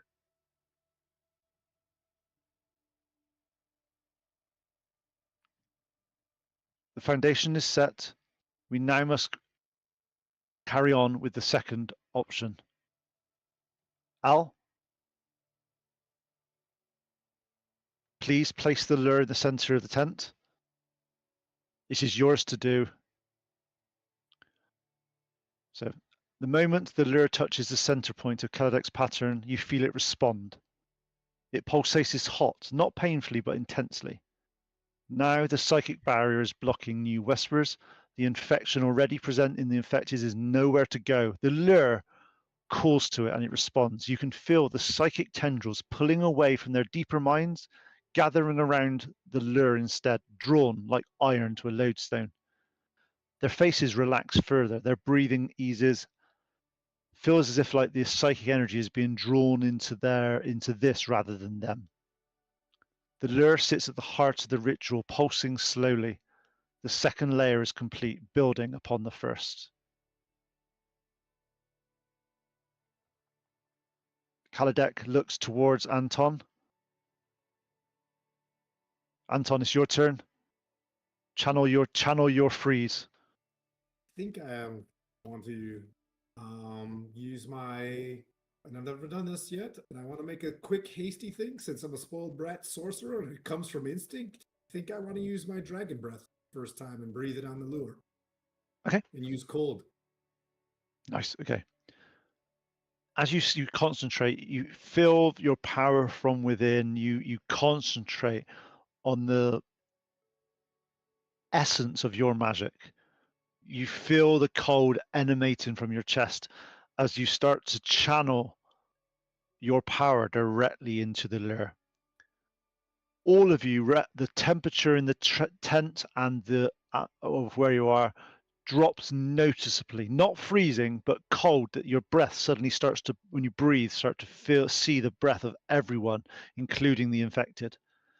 The frost begins forming delicate patterns along the chalk lines. Following geometric framework, the cold weaves through the psychic barrier foundation, integrating with it, becoming parts of the layered protection.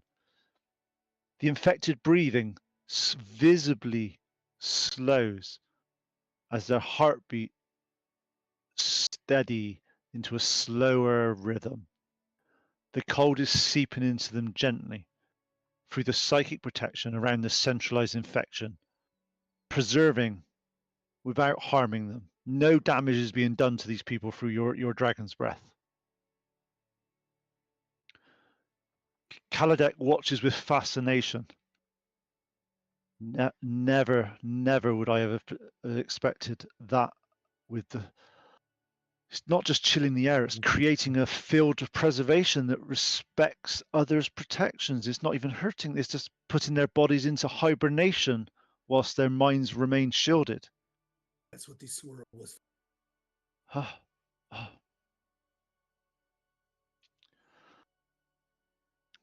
Wolfgar, sorry, not Wolfgar, sorry. Welgar comes up, gives a blessing to Procton, and wishes the god preserve these creatures as he does preserve the deep. It's a very poignant and very brief blessing, as he knows that Lily's is the more important one for this. He does make another show that it needs to be done, at least for the Procon side. Lily, you're beckoned forward to sort of ask Shanti to bless this in a way that you wish to do. What do you wish to do?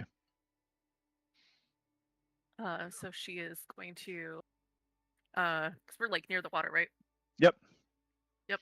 So she nails down like right at the edge of the water on the land, kind of like knees into the surf, if you will, and says, that she's calling upon her goddess, and she stands here she kneels here at the edge between land and sea, hoping that her spell and her goddess's protection combined with Procton can help heal these people that are of both sides. They come from the land and they work on the sea.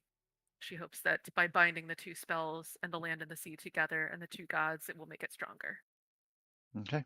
So as you start to say this with the prayer, you describe what's happening. You put your hands down and you press them into the ground. Golden green light flows from your hands, spreading along Kaladek's silver lines like sap through roots.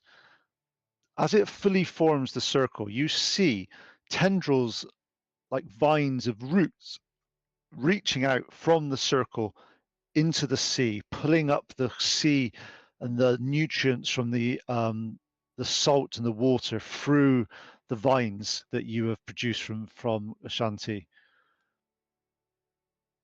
The divine light weaves through the other layers, through psychic barrier foundation, through the contained infection around the lure, through Anton's preserved cold. You see the vines as they're circling around each of the individuals start to sort of get frost on them as they are going entwining round the individuals.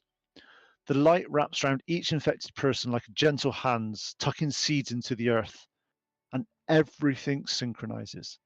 At this point, the breathing settles into one slow rhythm, whereas before they were breathing normally. You reckon that this is now they're only breathing once or maybe twice a second or a minute. They've reduced their breathing to nearly unseen. All the heartbeats are matching perfectly. The glow of the lure pulsates in harmony with them. The frost patterns shimmer with golden light, and the psychic barrier hums to divine blessing. Whilst you are within this tent, the whispers remain silent. The tent falls into a peaceful quiet, except for the slow, deep breathing of the people in magical stasis. All layers working as one.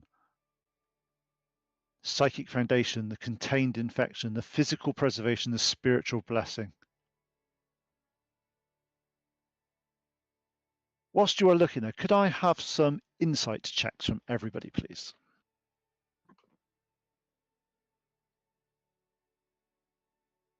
Dang, why couldn't I have been in combat today? Because you're not. That's what happens. Yeah. 16 for Bove. No? 15. Al? 8. You're a bit overwhelmed by all the attention.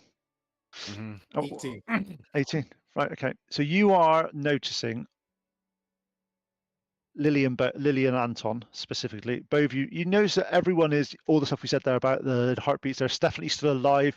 You're seeing the breath as they breathe, the sort of the slow, sort of misty breath of sub-zero temperature.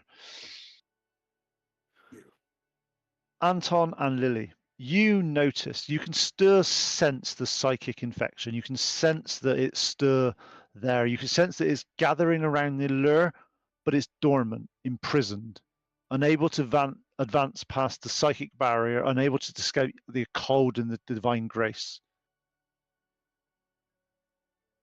You look at this and you're not sure how long this is going to last, but the lure is strong, it's magical, it's the centerpiece of this. Welgar, at the end, stands up and he says, Shanti keeps these seeds safe. Protkan will watch over these waters. Let no blight touch them until they are ready to grow again.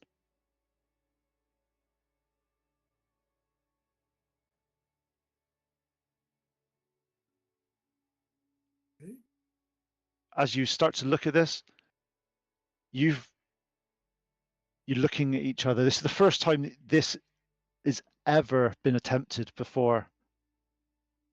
But with the preparation, the feeling and the understanding of your powers that you've got, you've able to combine bardic, arcane,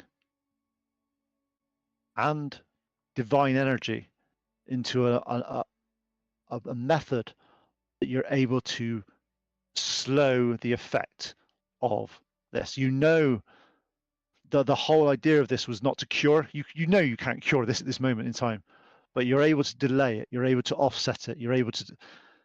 You now know that that has been achieved this morning at dawn in Saltmarsh.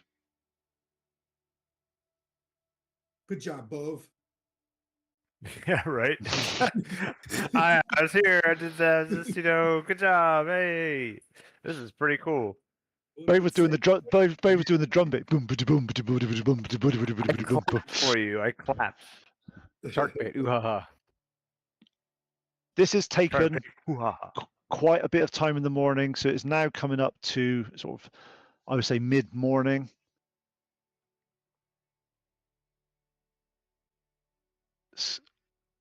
What do you wish to? Is there anything you wish to discuss or do now that this has happened? I want a nap. I want a nap. I think we need to start heading for C10. Yeah. Same thing, making all preparations. Yep. for Seaton. Okay. Eleander says, right, we've got 20 leaders in stasis. This isn't the place to talk, actually. Let's retreat back to the I know you require some sleep, Lily. I understand this has been a powerful day for everyone here, but some decisions need to be made. And unfortunately, with the leaders of Saltmarsh let's just say they're indisposed. They're slightly indisposed. We need to make some decisions on their behalf, and we could think of no better people to make these decisions with than yourselves. You've proven yourselves time and time again. With 20 of our leaders in status, you're back into the council chamber, and you're ready to depart for Seaton. Saltmarsh needs clear command whilst you are gone. I am unable to take leadership here. This is not something that I am part of the alliance here. I need to deal with things. I have to travel around and sort out a few things. Unfortunately, we need to leave someone here that is in charge. We need to determine who holds civilian authority, and that cannot be a military member of the alliance. This is not negotiable. We are unable to take military command here. And ask Keldak or the artist formerly known as Wolfgar if they want to in for a time. Okay, so is anybody other, just you got two of their names you've come up with there. Is anybody else you can recommend to see? Obviously. If Rebecca, but She's having nap time. Yeah, right. I don't know if you're just stomping your foot there. Let me go. No, Was no, no. the, I'm just asking. Was the Dockmaster was one of the ones that got nabbed, right? Yeah. Yeah, Lessa's one of the ones that's got nabbed. Yep.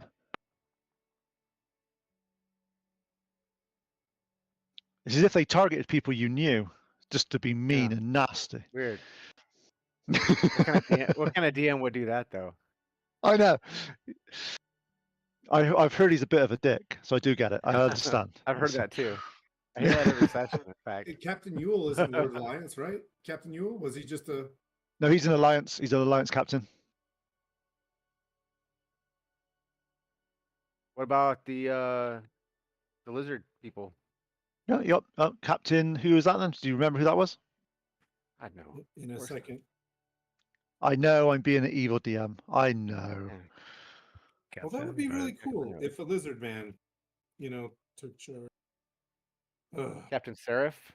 That's the one, Captain Sarath. Well done. Good job, buddy. This is why I write stuff down. Thank you, Control F. Look, I'm just happy I pulled out the name of the bad guy. I don't know how to spell it, so I'm just kind of guessing. Okay, so you're talking to Oh, it's Eleander. the first time. So Eleander says, Keladak, to be honest, he has my trust.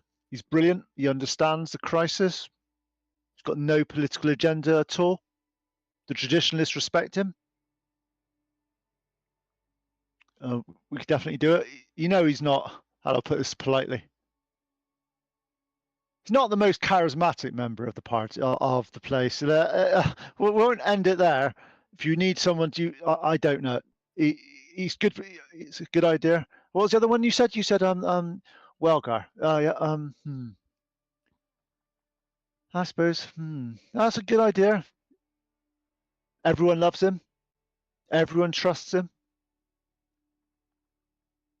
But the past week has had an effect on him. He's absolutely exhausted from managing the effect. And I know he's got to help maintain the stasis now to make sure that's okay. Can he really do both? Can he look after the running of this Ask town? my mom and dad. I mean, Kevin and Martha, maybe they could run things.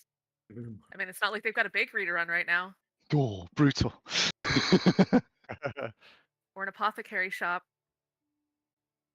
Well, that's not again with it. They I suppose they're known round town. They are known round town here. We can see. And what's the other? Good logistics. That's very fair. And who's the other one? Sarat. He's like, He's a proven military commander, definitely. But yeah, asking a lizard folk to command a human soldiers. Wow. Yeah.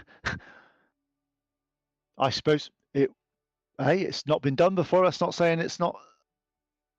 That's out of those you got there. Out of the people we recommended there, which one's core to you at the moment? Which one do you think's? I think the lizard blending their power from the swamps in this town is long-term mutual benefit. And if he leads successfully, then they're more comfortable with Okay, each so other when we that's Anton's point of view, which is great. What about Al? What's your point of view? I think Welgar is beat down too much to take on another responsibility. He's already got too much on his plate. Uh, I think Seraph he doesn't have any ties to anybody, so I think he's the better choice because there's Okay. no kind of bias or anything like that to worry about. He's What a about, neutral party. and obviously Essentially. the other ones was Kaladak and Lily's parents. So any of those? Al still doesn't like Keldak. He still isn't comfortable with the weird guy. He's the creepy guy still. Uh, I think it's just too big of a responsibility for a baker. Okay. And Lily, out of the four groups of people there that we've discussed so far, which one would you feel is more appropriate? Um, I would support pretty much all of them. The only thing that I would say is that, yeah, Welgar, I need him and actually probably Kaladek to be focusing on keeping everybody in stasis. So I would probably excuse them from the duties. But the real question now is, do the people of Saltmarsh want leadership from within or leadership from without? Because if they want leadership from within, then it's got to be my parents. But if they're willing to accept leadership from without, he is a proven warrior, but I don't know if the contextual differences and cultural differences would cause issues. Okay. And both. I would say it's Surath. If anyone else is kind of busy or has more of a, I don't know, different type of personal, we call it, kind of, they might get their emotions in the way. So I'd say I trust the lizard folks to listen to us, to actually take care of the town while we're gone. And I know culturally it's different, but they know how to handle themselves and how to handle like any type of opposing forces that may arise while we're What if gone. instead of putting one person in charge, we do like a little mini committee where we do Seraph and the Lily parents? The Lily parents can help with the cultural confusion and stuff like that, and then Seraph can kind of be the face and the power Strong, behind it. scaly arm. Yeah, scaly face. Yeah. And then Kaladak can just continue just being, helping out with this folks that are in stasis Advisor. and giving them advice. Yeah. A small council, if you will. That's as you're discussing this, Eliander's like, I knew the right people to ask. I was leaning towards Kaldak, but your suggestions actually make more sense than mine on this. So, who wishes to break the good news to the parties that they've been requested to run this place? probably the guy I think I'm with gonna the look most straight to Lords Antoine. Alliance rank. And I point at the captain. Antoine. If you don't want to do it, sir, I will. It's like, okay. Well, that sounds like a good idea. So, Anton, if you could go and find Sarath and Okay. I'll go find it. Come on now. Find my notes on this bit. It's not there anymore. I've lost it. Okay. So you go and see Sarath. What are you going to say to him? Greetings, Sarah. I have yet another favor. You've fought so well on our side in the lonely tower in the middle of the ocean. Your men fought very bravely, and you've offered men and lizard folk to our ship. I have something else that I wish for you to protect. This town needs your brave leadership while we face the threats in Seaton. And if you'd accept, I think you could lead this town and show them how the warm blood clutch, or the cold bloods, right? The cold bloods can care for the village.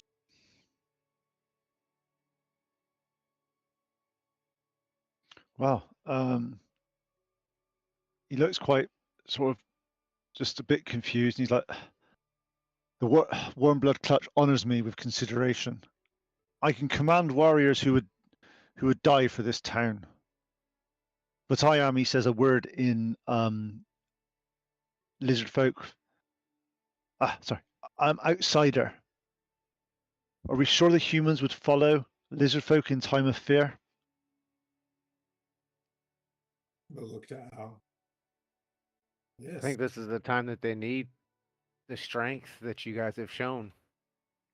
I think when they're scared is the time that they need strength the most.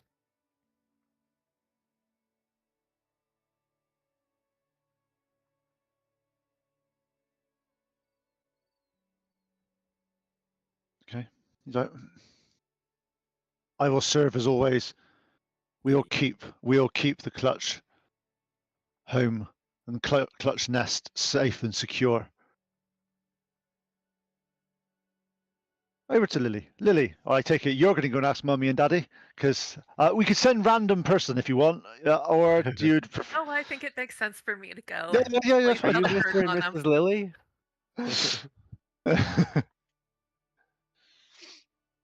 Okay. So Mom, Dad, since you guys aren't running the shop right now, do you need something to occupy your time? Little hobby? Oh. Say just like that. yeah. Oh, I would. So I kind of pitched them the idea and just let them know, hey, number one, I know that there's not much you can do right now with the shop, and I'm trying to get it back on its feet until you get your home, more than just a couple of bundles of straw under half a roof, um, and remind them that helping out the town, the people that already know and like them might be a little bit more inclined to help them get back on their feet as well. you see them look quite serious, quite sort of stuff, and they're like, you see Martha turn to Edwin, and it's like, it can't be more complicated than running a shop, can it? It's look, we make sure things happen, we make sure things work. But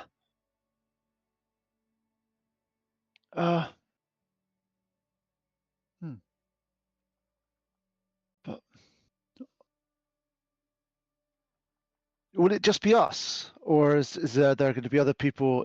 I think Leander's staying around. He's not going anywhere. Well, certainly we would ask for help. Wouldn't lay this entire burden upon just two of you, and explain that Sarath and Welgar Kaladek would be helping as well. They're like, to be honest, we'd rather it was someone from Saltmarsh who was able to assist, and looking at the lists and looking at the people that have been indisposed in recent times. Well, There's not. to be honest, I'm not from here. I mean, I'm your child by adoption, but you seem to be okay with me taking the lead and me helping out the town, so perhaps they could grow on you too. Rephrased, I'm adopted. Don't be racist. Come on. No, it's not that. They're more saying that. Not my real dad. No, what they're more saying is because of the current infected people would be the ones you'd naturally look to for this. They are willing to step up. They're just a little bit taken back that this is actually happening. This is definitely not something that they expect to happen today, especially on their adoptive daughter's return to Saltmarsh as a hero and everything happening there. Well, if we're willing to help, Saltmarsh needs help at this point in time. And I know all the families. We've been feeding them for the past 40 years. If anybody knows them, we do. I'd be honoured to accept, but this will have to be temporary. It's not something that I want to do forever. In fact, I thought I was retiring. I thought we were able to just sort of put our feet up and not do much for a while, but that doesn't seem to have been happening. But initially, I said, we're bakers. We're definitely not leaders, but we'll do what needs doing. You guys stop this threat, save those people, and we'll keep the home fires burning.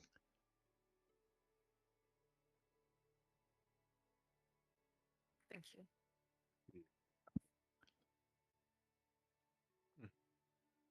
Yeah, they thank you for doing this. Iliander's sort of like, never even considered them, but they'll make fantastic ambassadors for Saltmarsh. This is why the Warm Blood Clutch is here. About your insights and your knowledge, amazing again, as always.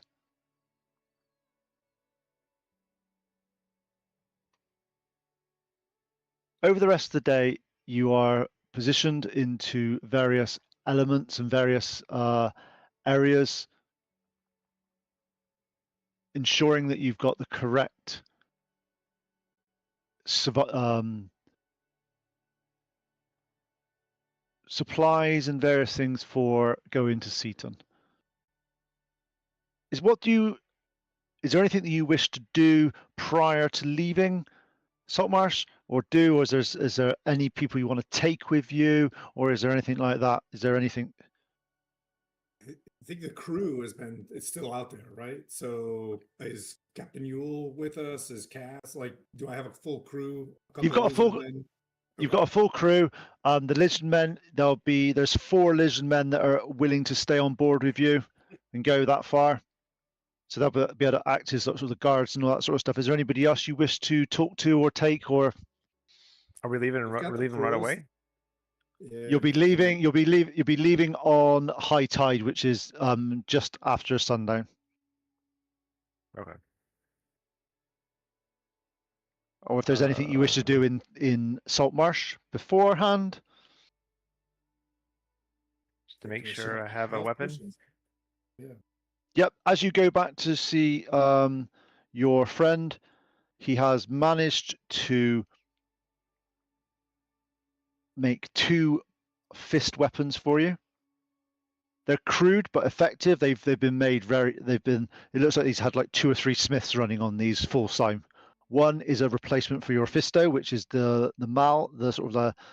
proper, and the other one is more of a spike that does the spiked what did you have it before? The Morning Star, wasn't it? Yeah. Yep. So you've got 2 that you can change between. Oh, excellent. Perfect. All right, have those ready. Excellent. Thank you so much for making these. Just a quick order too. You understand our haste, and I am in your debt. Oh, never you're my debt. The information and knowledge you provided for this from the Ironworks. Just come back so we can continue our craft. And I'll continue working on the iron when you're not around. Hopefully when you return, it'll be ready for you. Excellent. I will return, I promise. Head out. Okay. So you're given a bit of an update on this before you go, before you leave, Anton. The last reliable report that you've had from Seaton was about 3 days ago. You've not heard anything nothing's come from Seaton in the past 3 days. But that's not unusual. It's not a well-trodden sort of path. But from the last time that you done,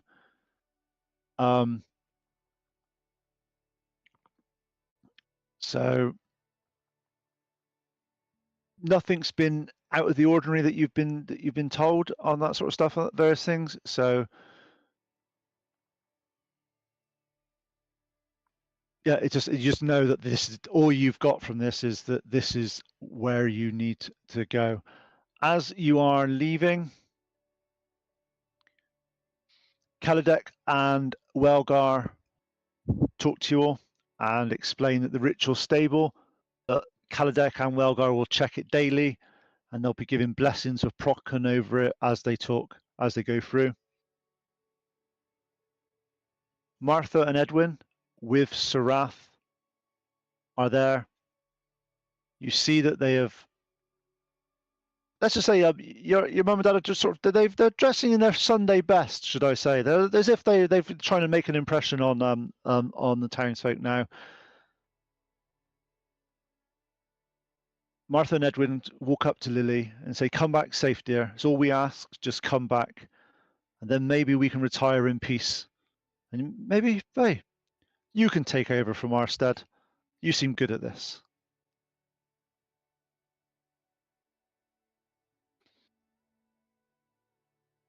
First mate Cass calls his orders, lines are cast off, and the sea ghost eases away from the dock.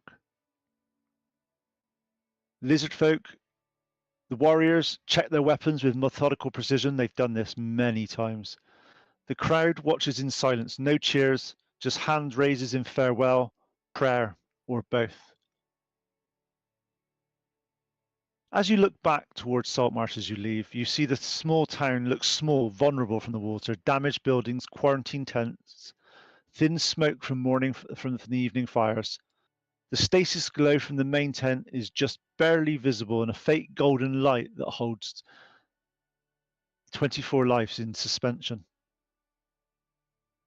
You see Sarath and Martha and Edwin on the harbour's edge. Sarath gives you a warrior salute, and you see Martha and Edwin waving profusely, saying goodbye.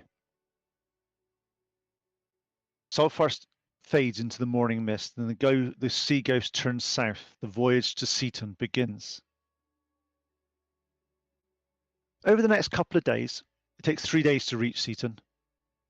No issues, it's all calm, it's all fine, nothing in the air at all. It feels as if you're just going to the next part of this, see what's happened, what's going to be there. You are, during this event, this trip over, you are again reiterated against what about the styes and Seaton and official documents, and again it comes out about it's like the styes comes from the pigsties, filth, disease, poverty. But since the Alliance took over 5 years ago, they've definitely been sorting out the water, sorting out the smell, sorting out things, making sure it's more habitable. Just, I'll warn you, if you go around talking, if you call it the Seaton in front of the docks and the owners there, they might not know what you're talking about and look down on you. As far as they're concerned, it's been the styes, it will always be the styes. But talking to the Alliance, if you call it the styes, they may get a bit put out that you're not calling it the right name. So just bear that in mind, that there's a few sort of local idiosyncrasies on that. As you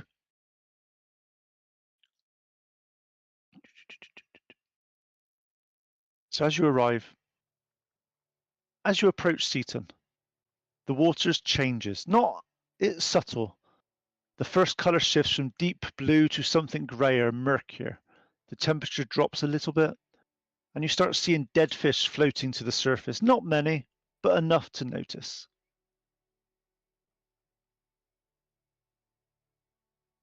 Can I have some Arcana checks or nature checks from you guys, please? Yep.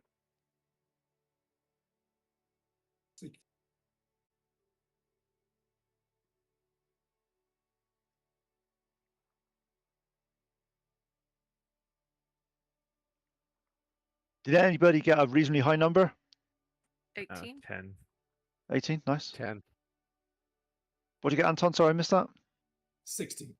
Okay, yep. So Anton and Lily, you recognize, or you notice that the water's got traces of the same sort of psychic contamination you've seen before, but faint.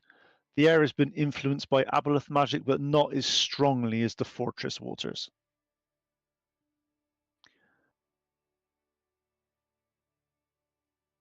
Arrival.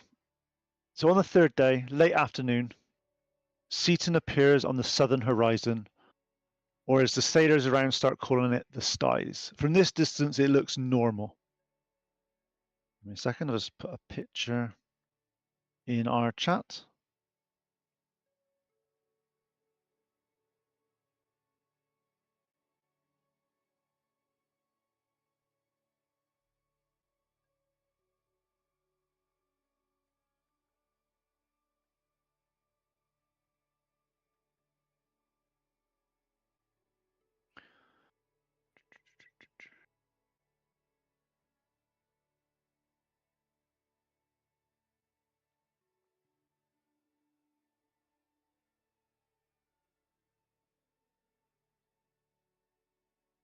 See, it's exactly the same. Yep. Okay, if I just put the picture in there, it's just in our chat. As you can see, all the buildings on the left and the right hand side and all that various things are built on stilts, and it's quite a ramshackled sort of look, is what I'll say. So, Yeah. Yeah. Right. Looks pretty rough. oh yeah. From this distance, it looks normal. Buildings line the coast, wooden structures weathered by sea and time. Docks extend into harbour where fishing boats bob at anchor. Smoke rises from chimneys. Ships sit in docks that you can see at least 4 vessels, plus smaller fishing boats. No obvious damage, no fires, no sign of assault. With your passive perceptions, you're fine with this. You notice also there's not really much movement. The dock should be busy at this time of the hour. Sailors leading catch, merchants haggling, workers repairing nets. Instead, there's stillness. Fishing boats aren't moving. The docks look empty. It's all too quiet. No gulls are calling. And there's no birds or anything on the water.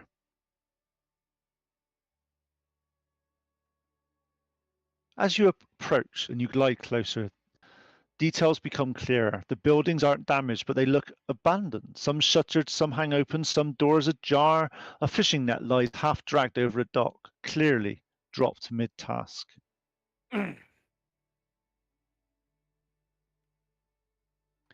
Stop the boat. Can we? I don't. I want to stay away. I want to row in. I don't want to. You know what I mean? Like. I Okay, want yep. this thing- Yeah. I think stuck in here or Yeah. Okay, so you anchor Get the on the Sea dinghy. Ghost and go in on the skiff.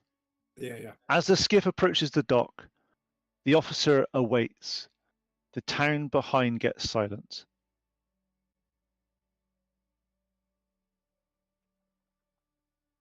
The decision is yours. Are you to dock? If you're docking, if you're going to dock, you've docked, you've anchored offshore, and it's time to really find out what's happening at the styes. And at that point, we'll leave it, and you'll find out what happens at the styes next time in Saltmarsh in 2 weeks' time. Nice. Nice. Pete. Excellent. Excellent job, Pete. That was great. Yeah. That was a lot to juggle there. It's a Can I very go back well to planned session. Good Can I job. go to bed now? I need. Go to Yeah. bed and feel the satisfaction of a job well done. Yes. But no, well done, guys. You pieced together loads of that stuff. I did have to not. There was options I had that I hadn't considered. I love the intelligent fortress bit and the spells and the doing the cold and all that. That was all worked really well together. So well done, guys. That was cool. When in doubt for what to do next, just ask God, aka the DM. I didn't expect the divination. I was because I didn't. So I was like, oh shit! I have to be a god now. Oh. Put on your god hat. Oh, my other god hat, yeah. Just. But no, well done, guys. That was really good. You have successfully implemented circle magic in a way that doesn't break the game. Yeah. Yeah. So it's interesting about circle magic. Some of the spells have circle magic written into them now. So like the spellfire, I think that's what I'm gonna say. If it's a spell that can be, or we RP it. You know what I mean? On our Oh yeah, side. yeah. This had to be RP. There's no way I was going to Yeah. make up. So I'd make a roll and go, just that's it. Is fine. That would have been boring. Yeah, it's definitely Yeah. something that can get horribly broken if you're like, yep, you can circle as rule is written. Yeah, everybody gets Shield of Faith in the town. But well done, guys. That was No, good. that was- You did lots of RP on that session, so you did really well. And it'd be interesting to see what now happens in the styes. Sorry, Yeah. Seaton, styes, Seaton. No, it's one of them. Yep. Both. But no, thank you very much, guys. That was really good. And who are we gonna raid into, guys? We'll have Bart is DMing and he plays with us on Wednesday. He's DMing over on GaryCon, so head over there. Raid with those cats. And it's not. And also on that note, it's only like 10 or 11 weeks to GaryCon. That's right. Right. Yeah. We have a table there where we're all going to play together, which is going to be pretty awesome. Maybe we'll get Sir Timothy back. I'll bring a tower. Aww. Why would you want to get Sir Timothy back? It's as if it's part of you. It's As if that losing character's. a leg. I don't want a character. Losing an arm? Yeah. Hey, But that was discussed beforehand, okay? I don't care what anyone said. That was all done above table, okay? yeah. But I'll that- see you but I guys on Wednesday. Or Thank you very much, Thursday guys. for Castle Crusades. And let's read it. Let's stay online, raid into GaryCon, and obviously all post in there when you get there to say welcome to. Make sure they're all okay. They know that they're getting raided from the Stronghold. Yippers. Axes ready. Axes and shields ready, guys. Axes and shields ready.